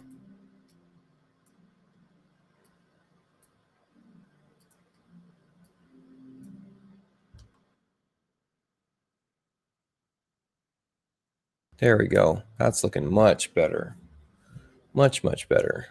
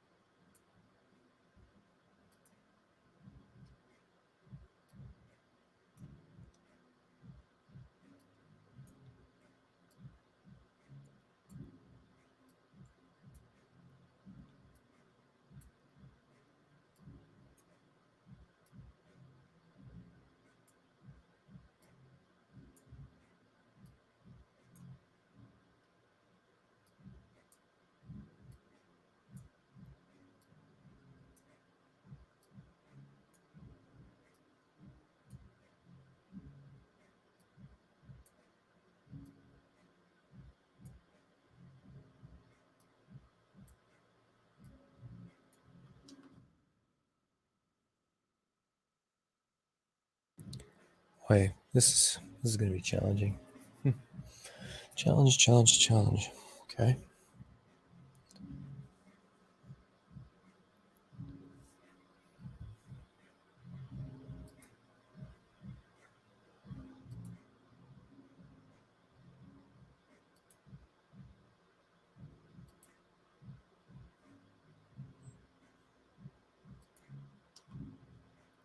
It's my 98.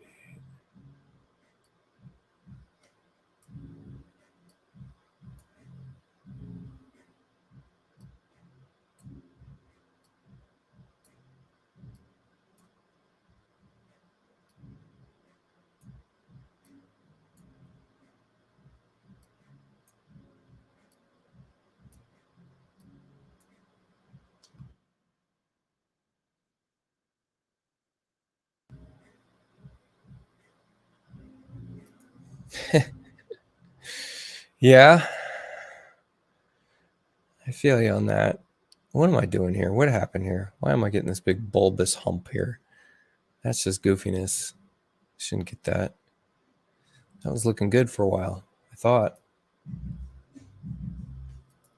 Yeah, it's too much graphics on the screen. It's too difficult. I might be able to ditch this, and that would make a big difference at this point. this PDF. Can't even select this PDF. There it is. Oh, it is.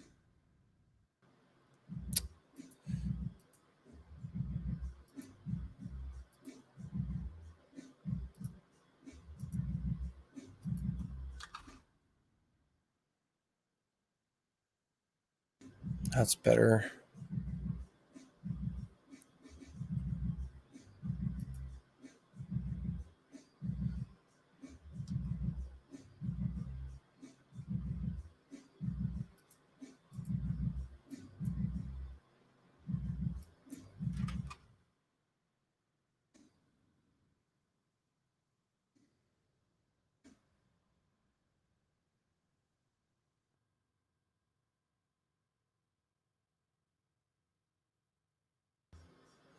Okay, so this is the data that's screwing me up here. 98.5. It shouldn't be. What else would be screwing me up here? 96.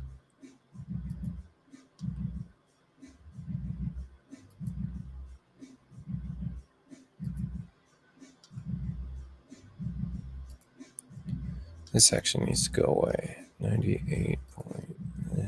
Let's go 98.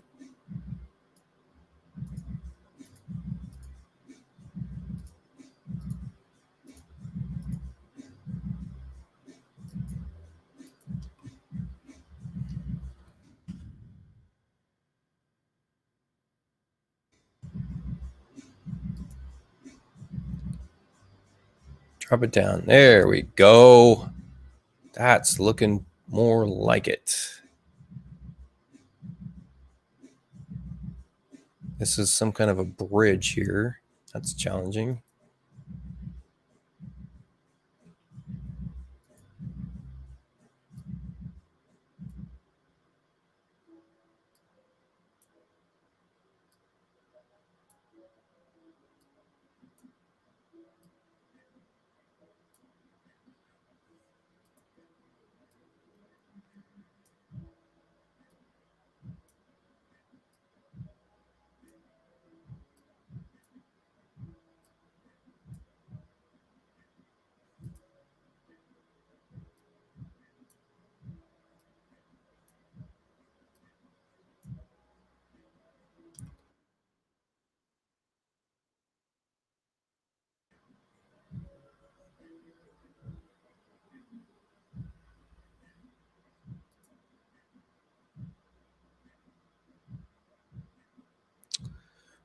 This isn't my layer sets, is it?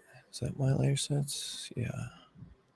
So terrain data looks just light. Easier on the eyes.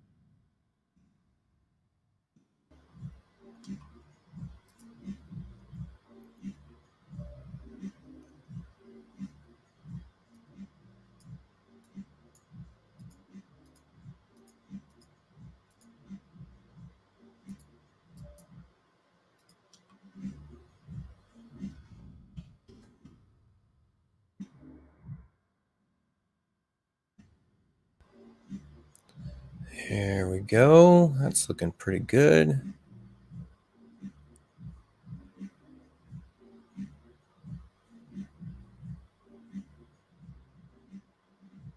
Funny little spike right here.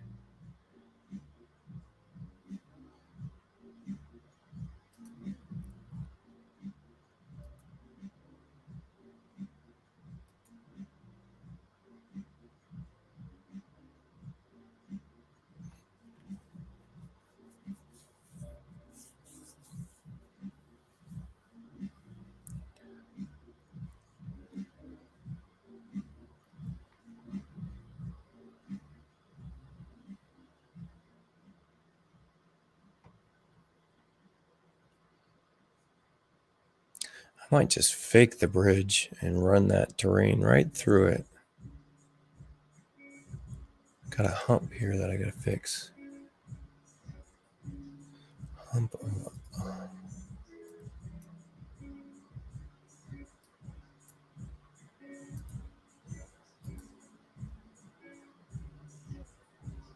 There we go.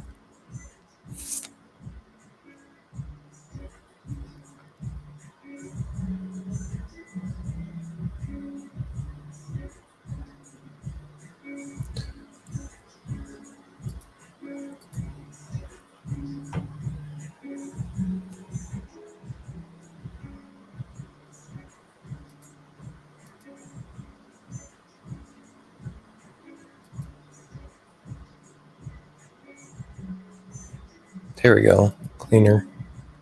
Up the triangle count.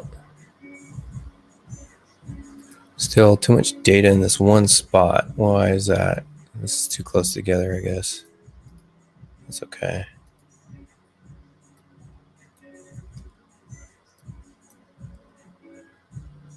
That's where all that spike is coming from.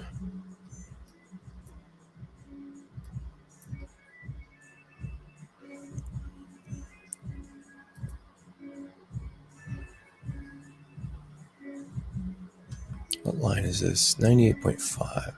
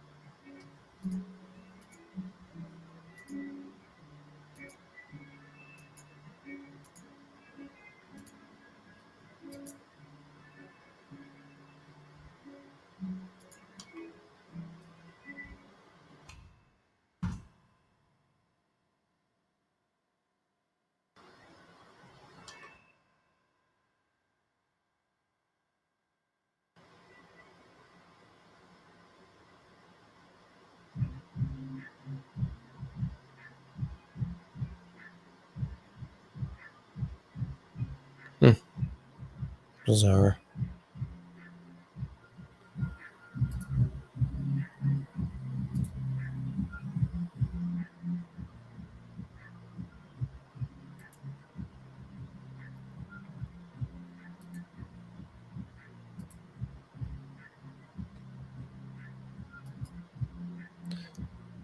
this little slip of data. I wanted to slip terrain through that slip.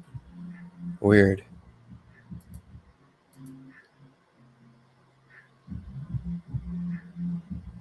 What the heck? 98. Oh, how did I get 98.7? Oh, and this is 95. 98.7. Weird.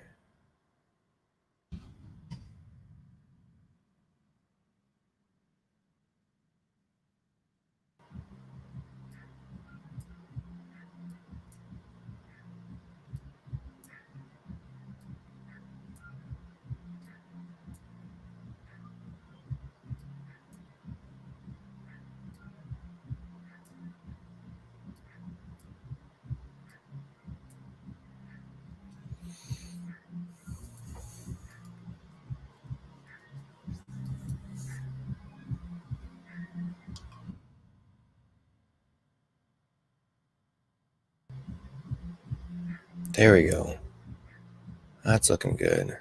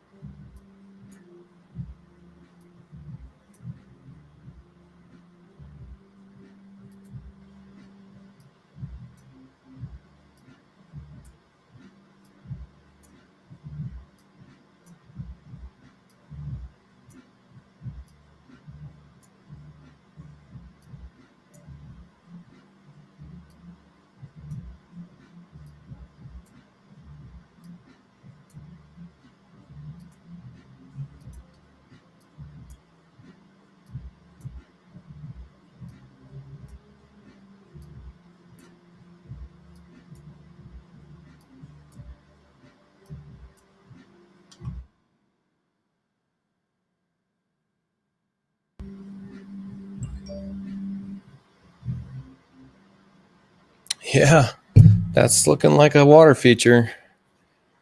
Nice.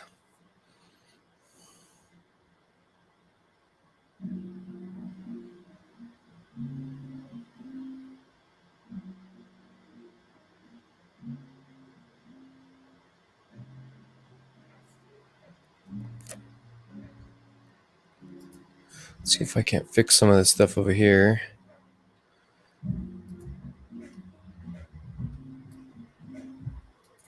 Got a little spike in here. I think these things are too close.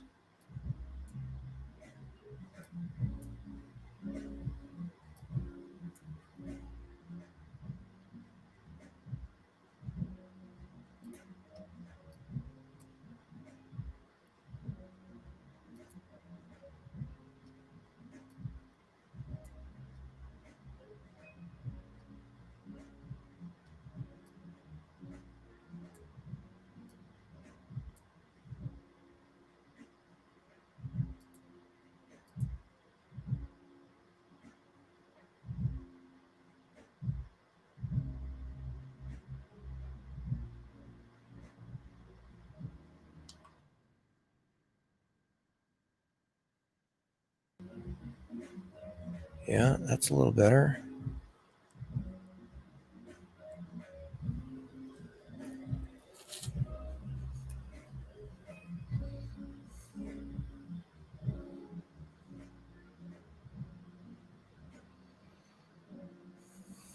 I think I could work with this. You guys want to see this go into Twinmotion finally?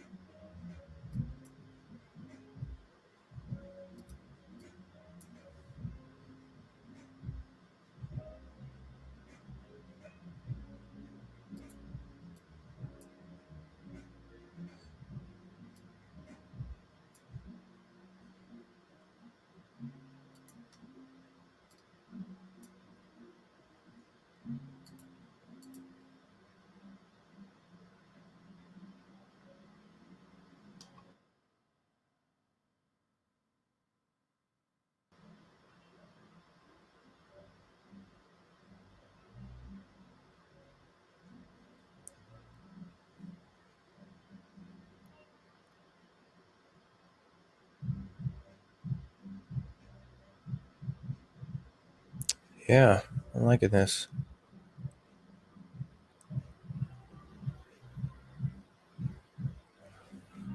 Heck with it. See what it looks like.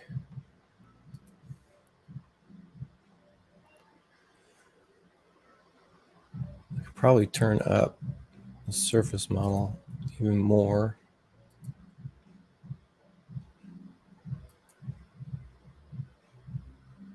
So low terrain smoothing, because we want to see it.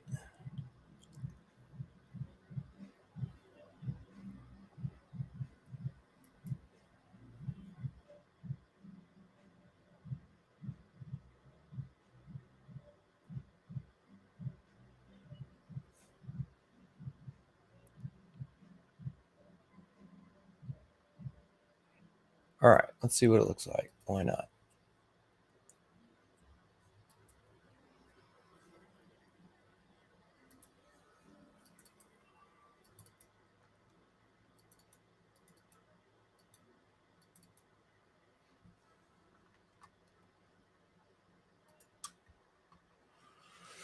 Two two 1025 terrain.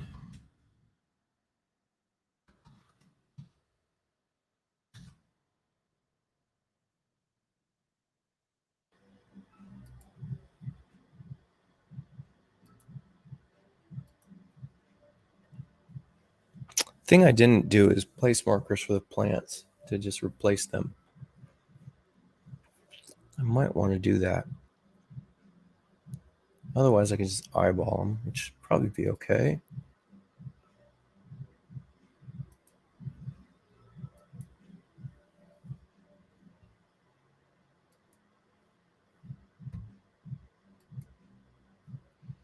Because we can do a replace from library in Twinmotion. All right, let's open up. We're going to be looking at the old model, but that's okay.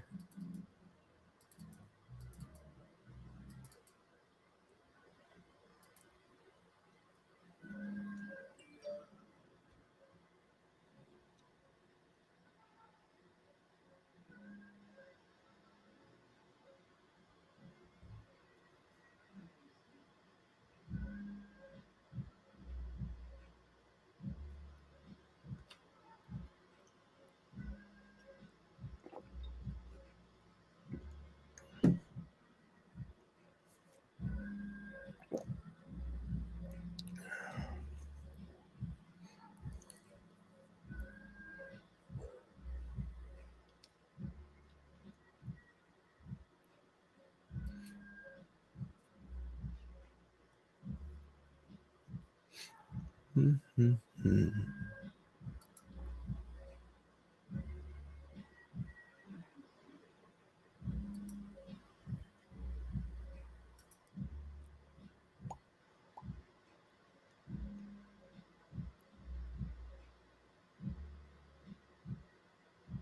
Well, that's taking forever. Let's go. Oh, there we go.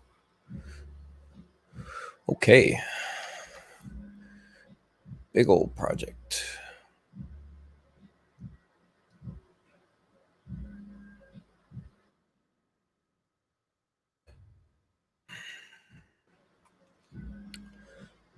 Let's see. How do we do this?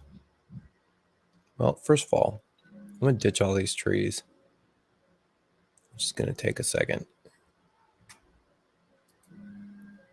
But I kind of want to save them. Yeah, because they got some cool stuff in here. All right, so eraser, pump this up. Easier to do this in preferences, not on ultra, but whatever, we'll just do it on ultra.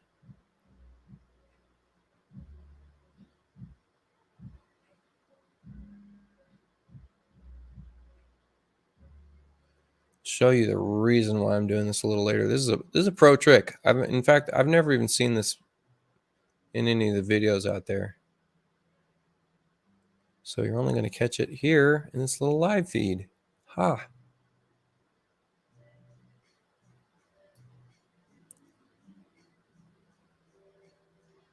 But we need to make sure we're erasing everything in here.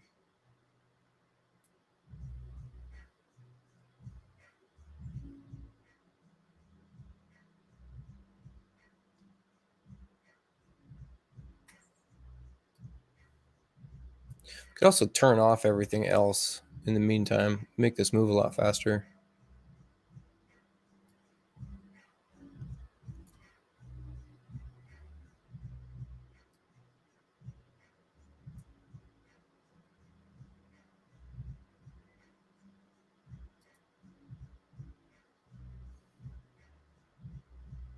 There we go.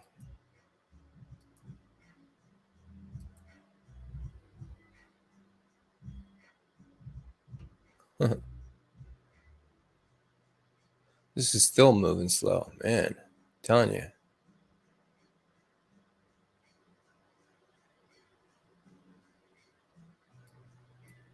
Oh, it's not letting me draw. Weird.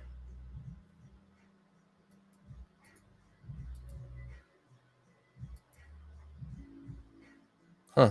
It's like it needs the terrain model.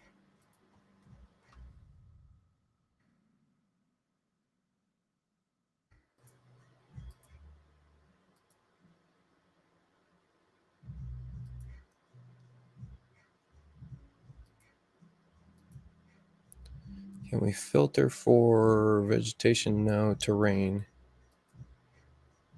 Phantom Road. There we go. Now I can draw. All right. Better.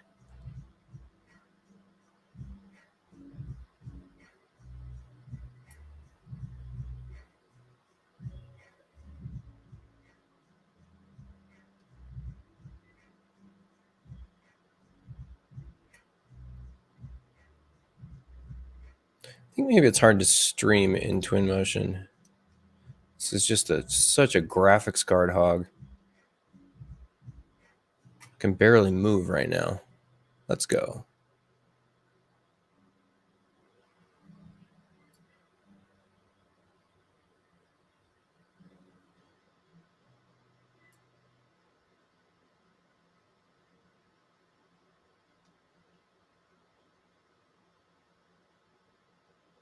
Yeah, I got my 6 key pressed and barely moving.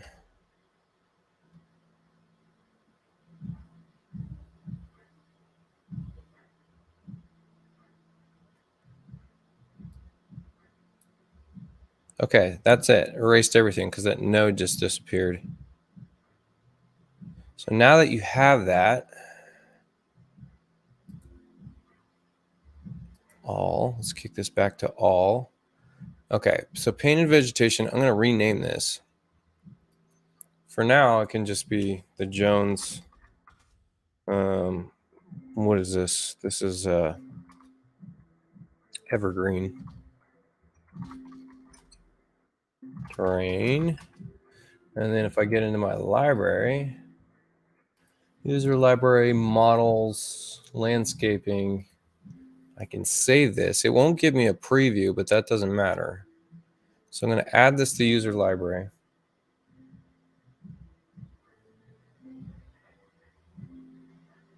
Which there it is. All right, so it just showed up. So now let me turn on the scene graph again.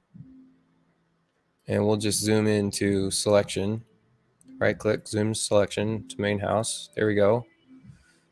Man,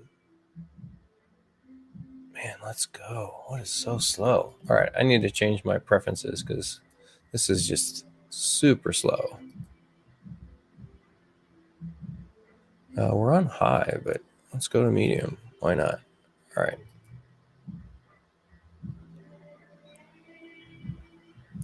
Might need a computer refresh here. Come on, come on, come on, come on. Come on.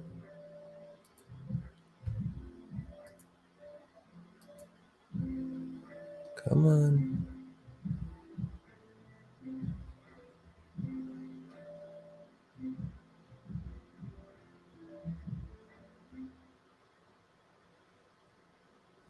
Slow. Okay. All right, let's get our import in.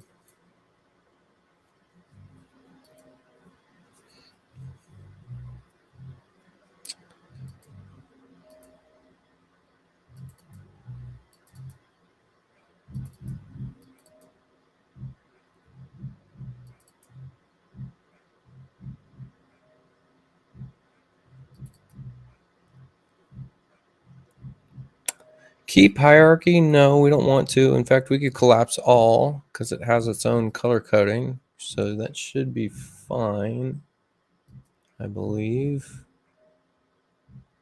And then that's likely not going to come in the same position because we drew it in a new drawing. That's okay though. Yeah, so it's definitely way the heck up here.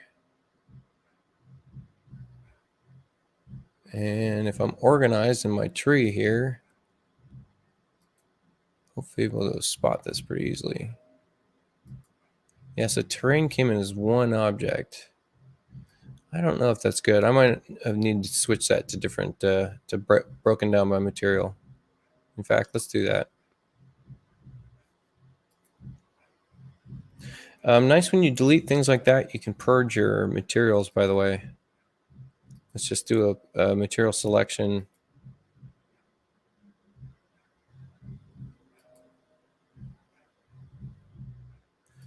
And then, how do I do this? Let's see. I think I actually select all. Right? Can I do that? There's a way to purge this. Yeah. And now you can delete, and it will only delete the things that are not being used currently, which is kind of clever. So it just purges the material. Cuts that file size down in case you imported some things you didn't need. That's another trick that's I don't think is anywhere. Okay, so I want to collapse by material. There we go.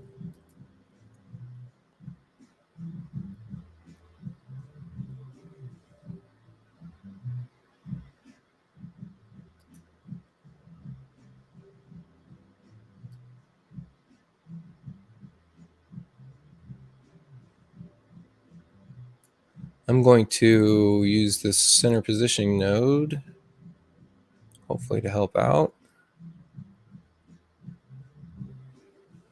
Probably change views to a top-down view. I can't remember what the hotkey is for that. I almost never use it.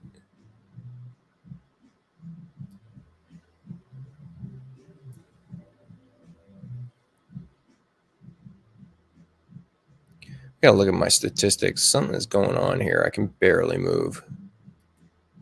Might need to end that. Yeah, 2 frames a second. This is just torture. Why is that? 5.9K, 24 million polygons. That's not even that bad. So I don't know what's going on, but it's killing me. Let's kick the landscape off. That jumped just a little bit, but not much.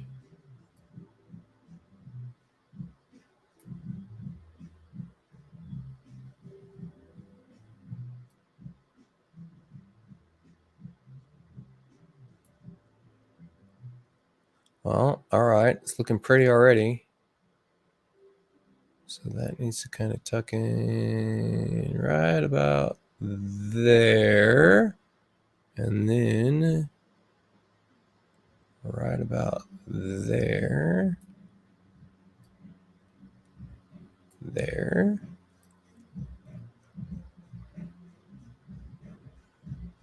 That should be it. That should be pretty close. So let's see here. What's my... Oh, I have this painted vegetation. Turn that off. That's killing some stuff for sure. Okay, so what's this? Terrain. So we could turn terrain off.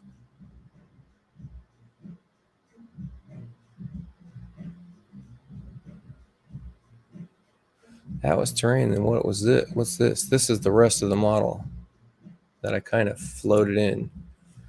So we can sculpt this and drop it down.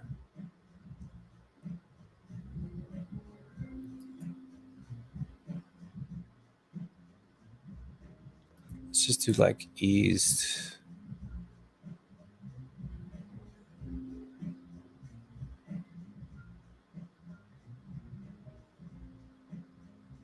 Ask. Heck with it. Let's just do flatten region. Flatten region. Oh, that's actually higher. All right, let's do drop it down then.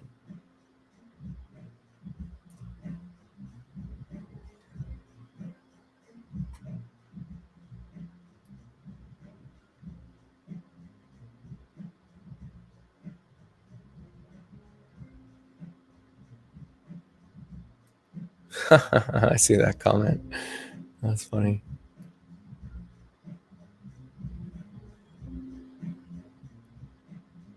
Here's the bocce ball court that I need.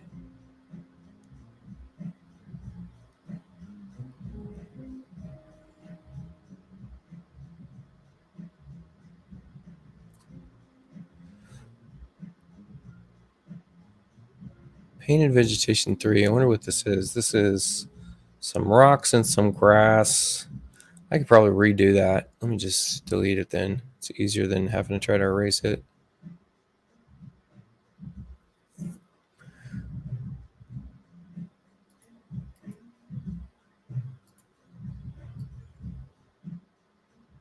Ooh, oops. What is this spillover? We got some spillover here. What are we looking at? What is this? Road 1. So then what's this? Ah, so road 1 is imported. And road is imported. Yeah, so we can get rid of these two. Same with this. Driveway, yep. And this roundabout is done. That's all gone. This driveway's gone. Yeah, sweet. All right, let's start putting this together. Got some good stuff going now. This is kind of the fun part, right? So asphalt could be main road coming in. Some kind of, we could put a driveway grid in here. Yep. I'm going to want to put forest ground here. Yeah. Probably the same thing here, honestly. And then that's going to be grass areas.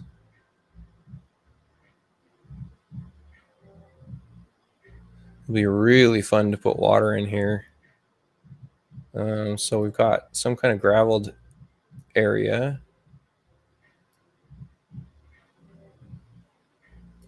And let's throw some more grunge in it. That looks like a pathway. Oops, I was in the right place, wasn't I? Maybe we want sidewalk material there instead. I can't remember these kind of pavers. What are these? Need to turn on my CAD plot plan.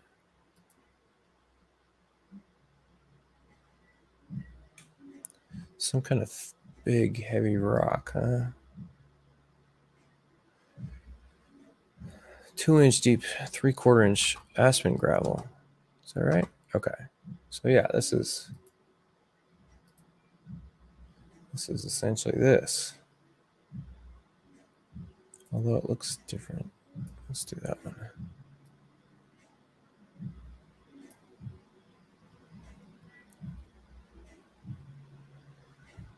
That forest ground's got to go on our border too. But the great thing about this, here's the magic. Here's what's really fun for me is let me get in my landscaping, and I have border grass right here. So I can click on, what do I do here? I think I need, yeah, just drag this on to anywhere. And then select it, hit our plus icon, and hit our border up a bunch of times. 5 billion times, because it's going to take a while. We got a long border.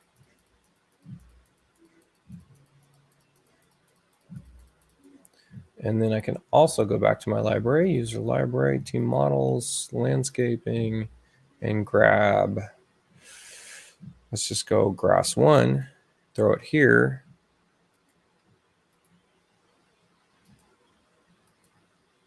Look at that. Bam, bam, bam. Hit it one more time, maybe.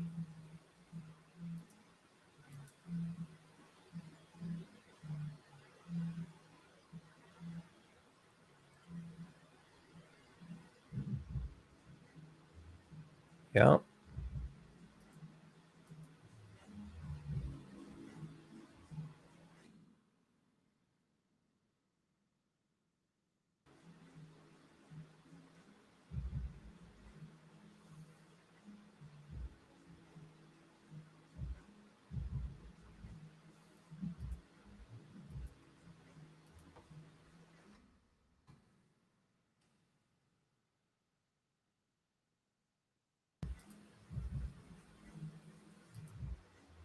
All right, I want to throw a plane on something pretty flat. So, like this. And then let's get it over here and start shaping it.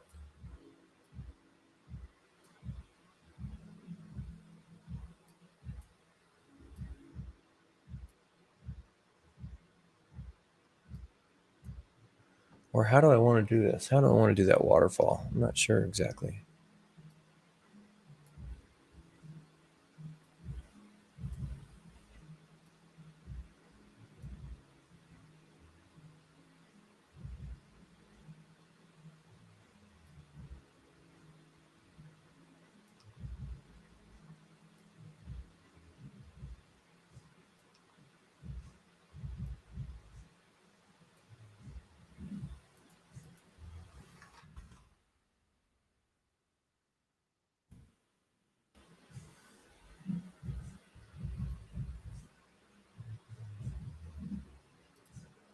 Yes, you can.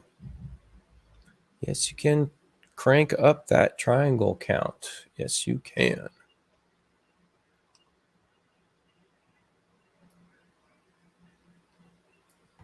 Okay.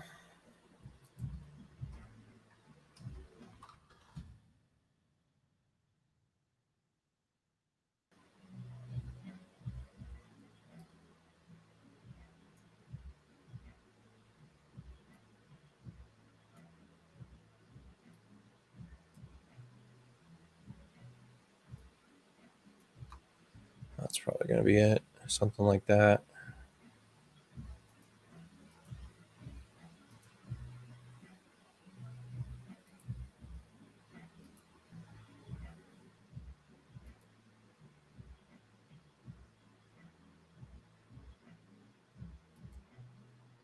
What do we have for a backdrop?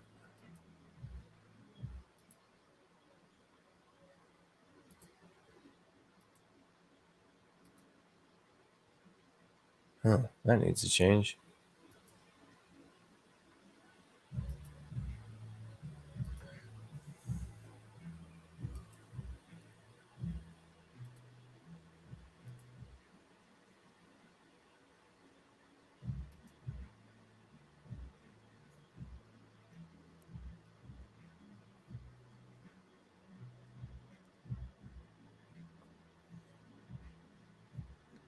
Kind of a desert looking landscape.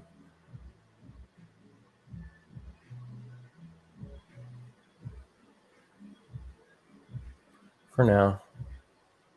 Why not?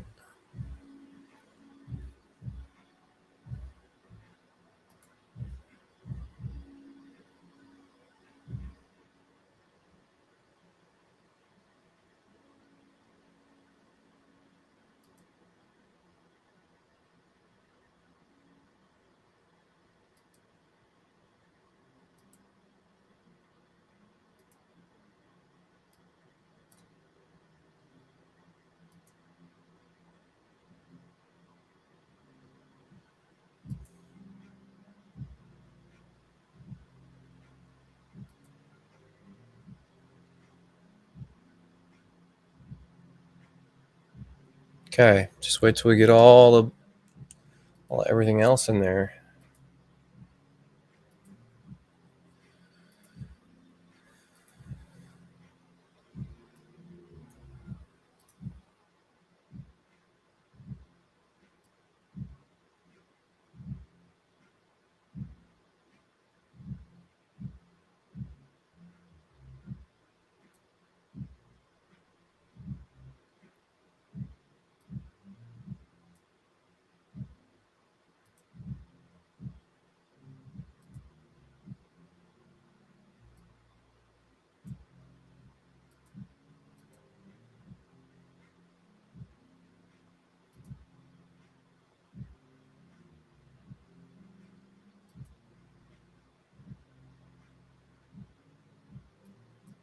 All right. Getting somewhere. So the same trees we put in earlier into the library, we can grab those again. What did I call that? Jones Evergreen terrain, right? So just drop that in, and then you can take this and paint it out.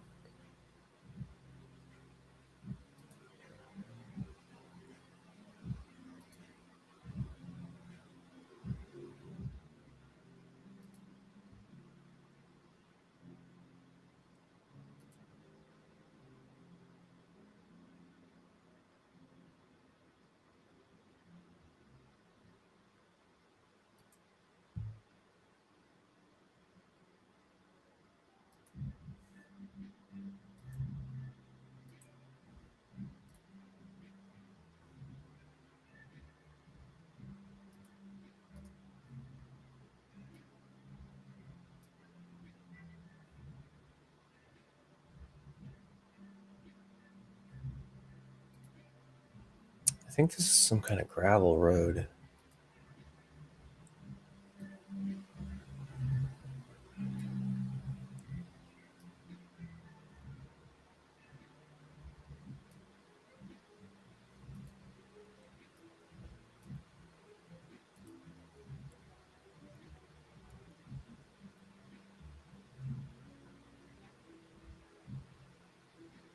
I wonder what happened here.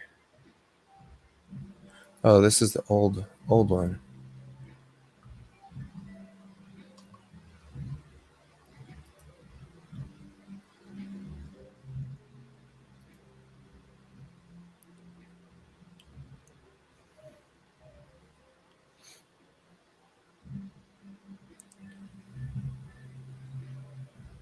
Look how close that water feature is to the building. Crazy.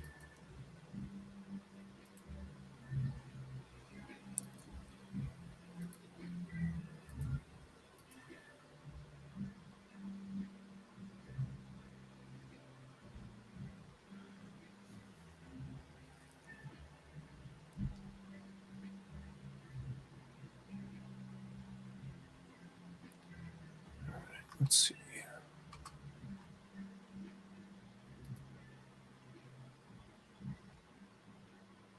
So that's all this gravel stuff all alongside there. And then we got walkway. And what's that? Patio fire. Oh, cool. Okay. I kind of screwed that up. That should have been all kind of flat. Oops. That's okay. I know I have a solution for that. So this is all rock. So let's go. I mean, we could try to do a paver. I might not have a paver material.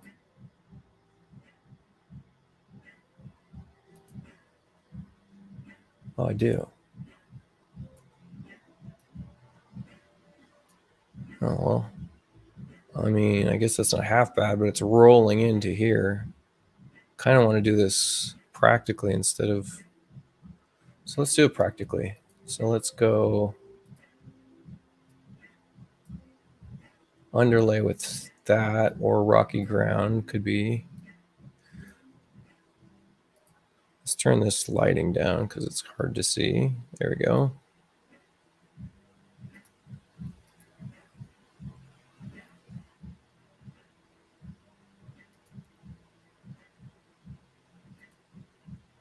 So what rocks can we use? There's only a couple of them that you could really use for this kind of thing. This one's pretty good. So we can just, there we go. Let's flatten this way down. Way, way down.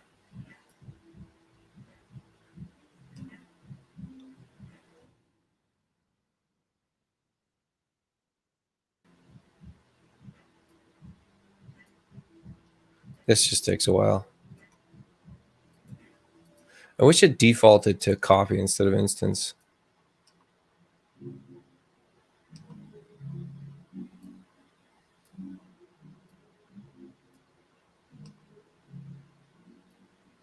Because building pavers by yourself is not my favorite.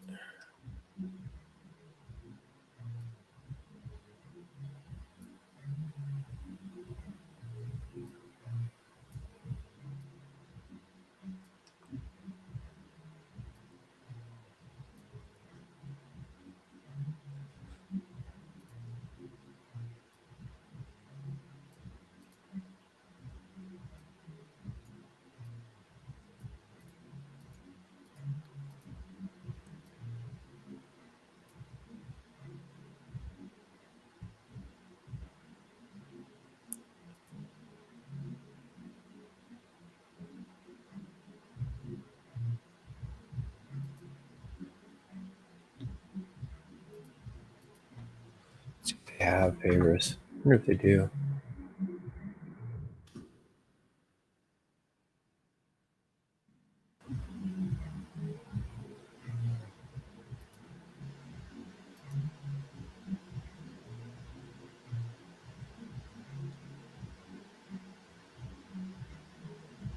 Not really. I suppose I can export some. Probably be easier, honestly. Sure. Why not? Why not? What do we already have that's got an organic shape like that? Or I could just trace these. That'd be funny. I could get used to the whatchamacallit tool finally. Because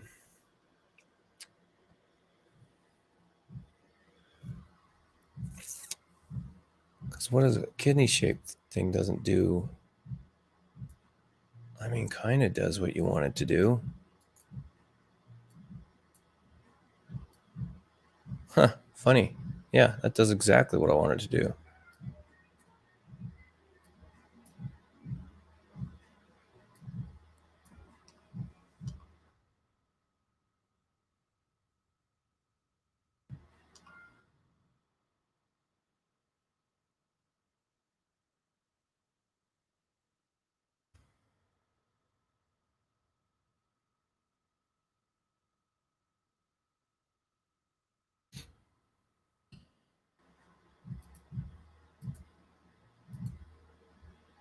Training top thickness. Thickness, I want to be 5 inches at least. Probably more like 12 inches. Who cares? Make it 24. Train the top 1 inch. Yeah. Yeah. Train the top 1 inch. Sure. Doesn't matter.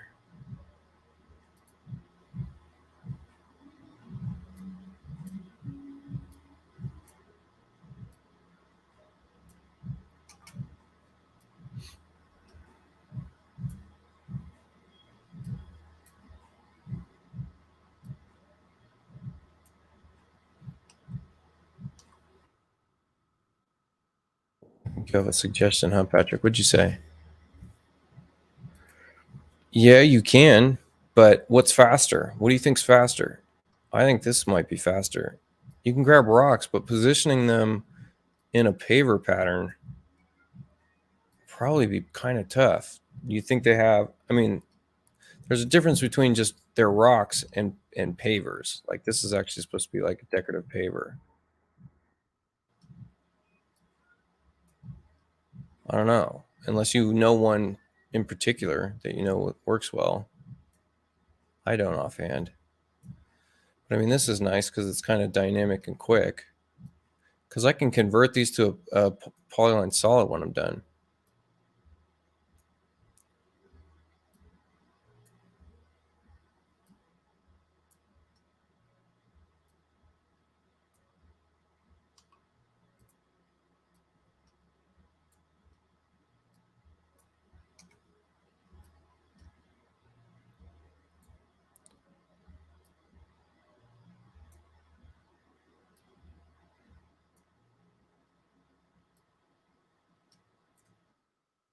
Let's just try exporting these few ones we just did.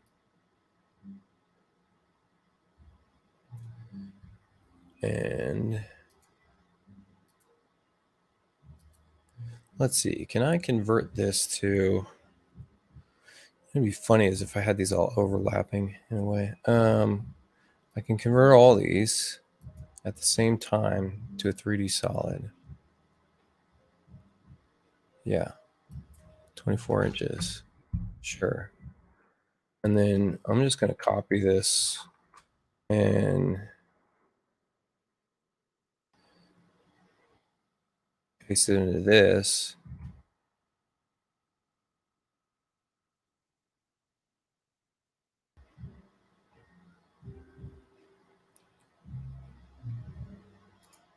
Kill this terrain. Oh, what happened to them? There they are, right there. Okay. And then export them.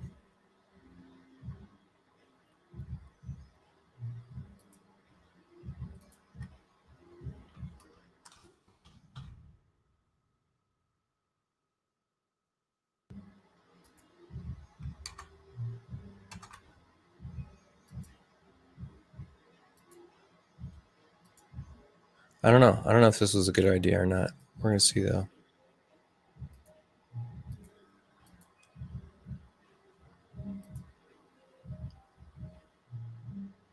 And then I should be able to select, shift, click, center. Wait, let's see. I need to select all these, get their center, and then shift click. Yeah.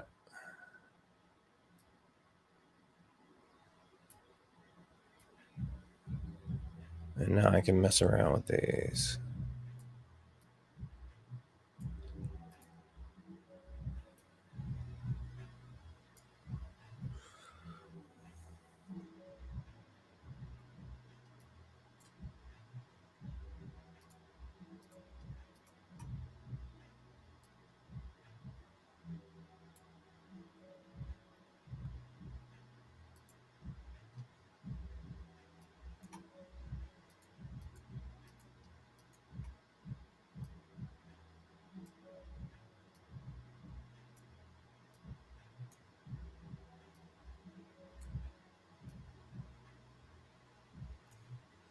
Yeah, I don't know if that was better or worse. Who knows? Let's see.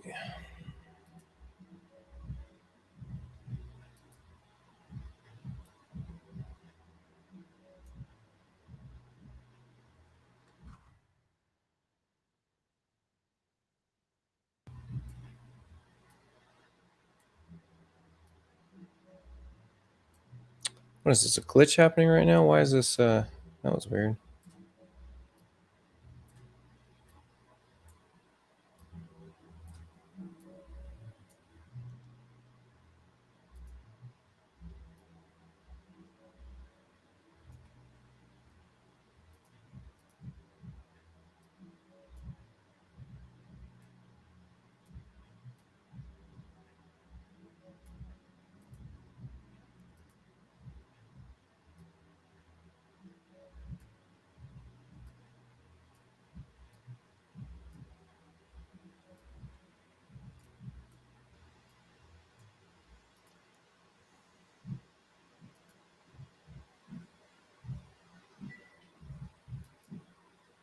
I got a lot of work left. A lot of work left.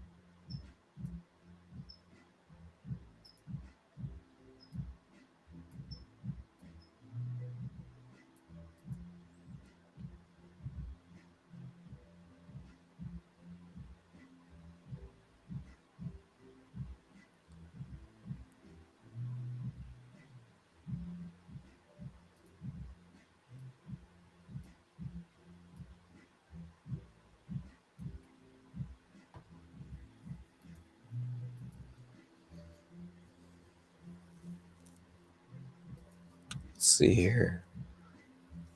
I'm anxious for my order. What's going on?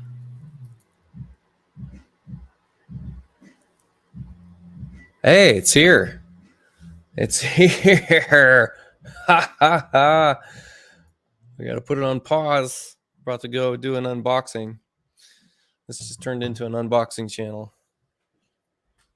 MetaQuest Pro just got here.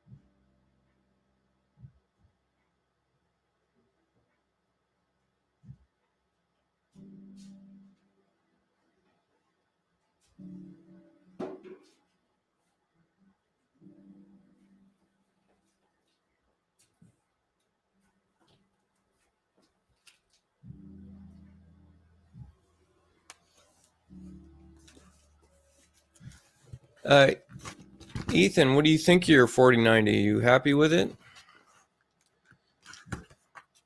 I haven't gotten any word about my pre-order on that. So you really lucked out.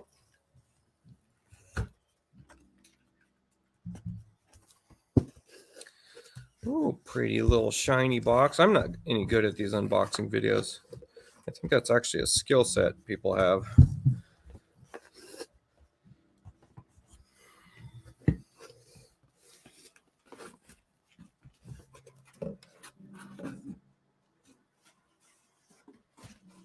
You guys can see how messy my house is. Give me a second.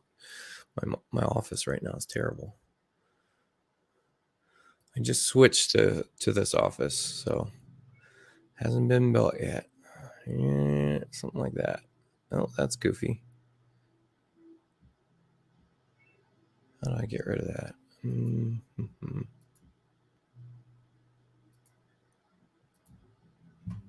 Here we go.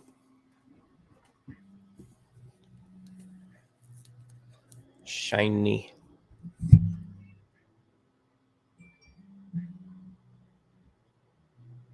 That looks like the dock, and then the chargers. Cool.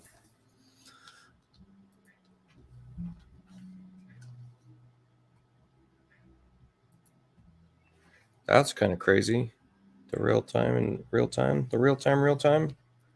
I would love that just for like in a vector view with a ton of vector lines.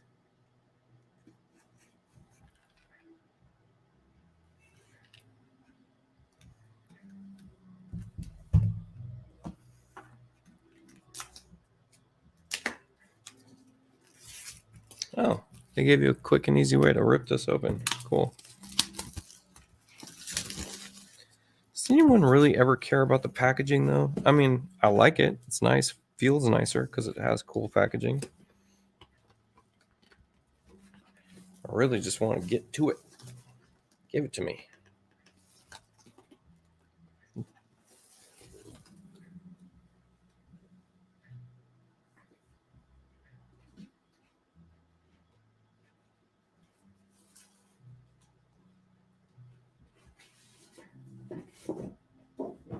Okay.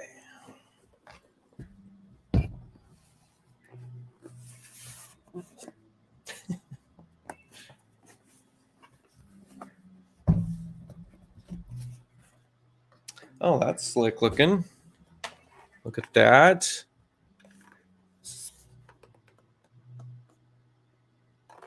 Yeah. We're going to end this feed pretty soon. Someone just lost their entire night. That someone's me.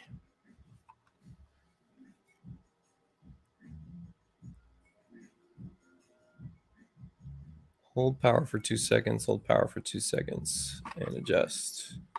Okay.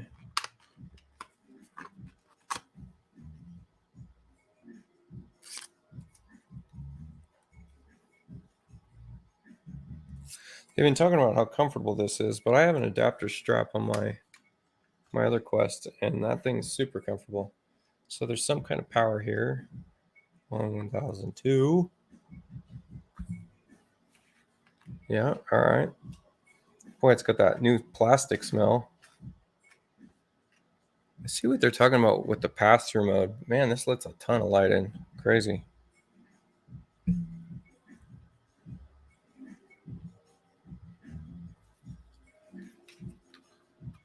Power for 2 seconds. Power for 2 seconds.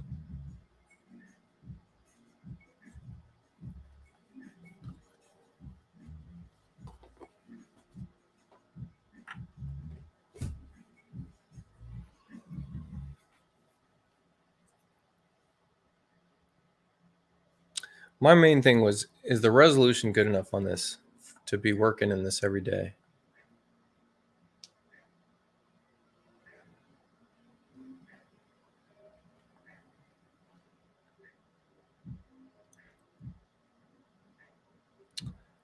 So far, it's very clear. My IPD settings are wrong now.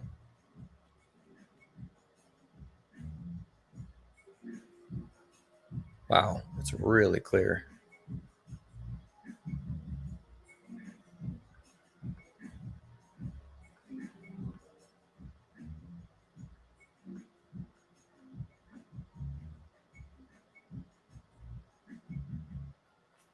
Just as you set up Wi-Fi.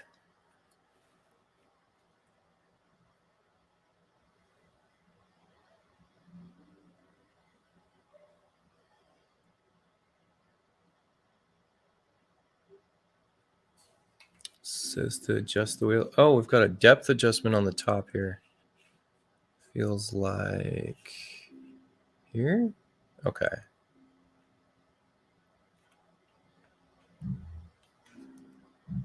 That's not easy to spin. If that's supposed to be easy to spin, it's not.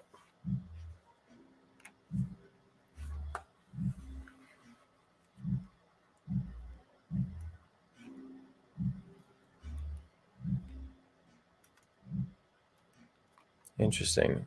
That wheel doesn't barely move with my finger, so I'm going to come in here and actually adjust it here, which is way easier.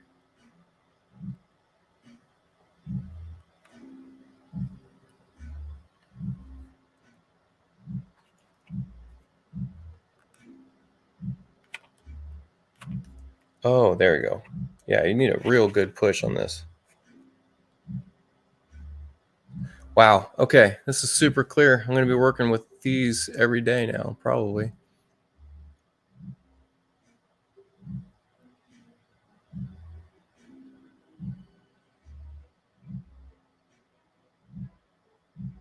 Cool. Well, you guys got any last questions? Because I'm going to be messing around with just the setup on that for a while. Let's do the unboxing. Yeah. That was it. Unboxing is done. Now it's just a bunch of setup. It's got a nice little retention band thing here.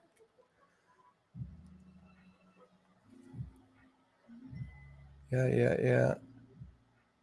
Acknowledge. Yep. Mainly want to get remote desktop working on this.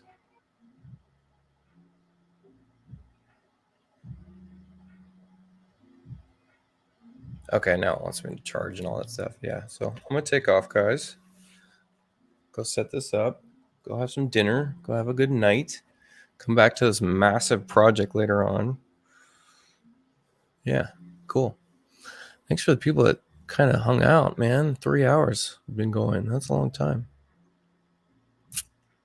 I want your 4090, Ethan. Especially with this thing.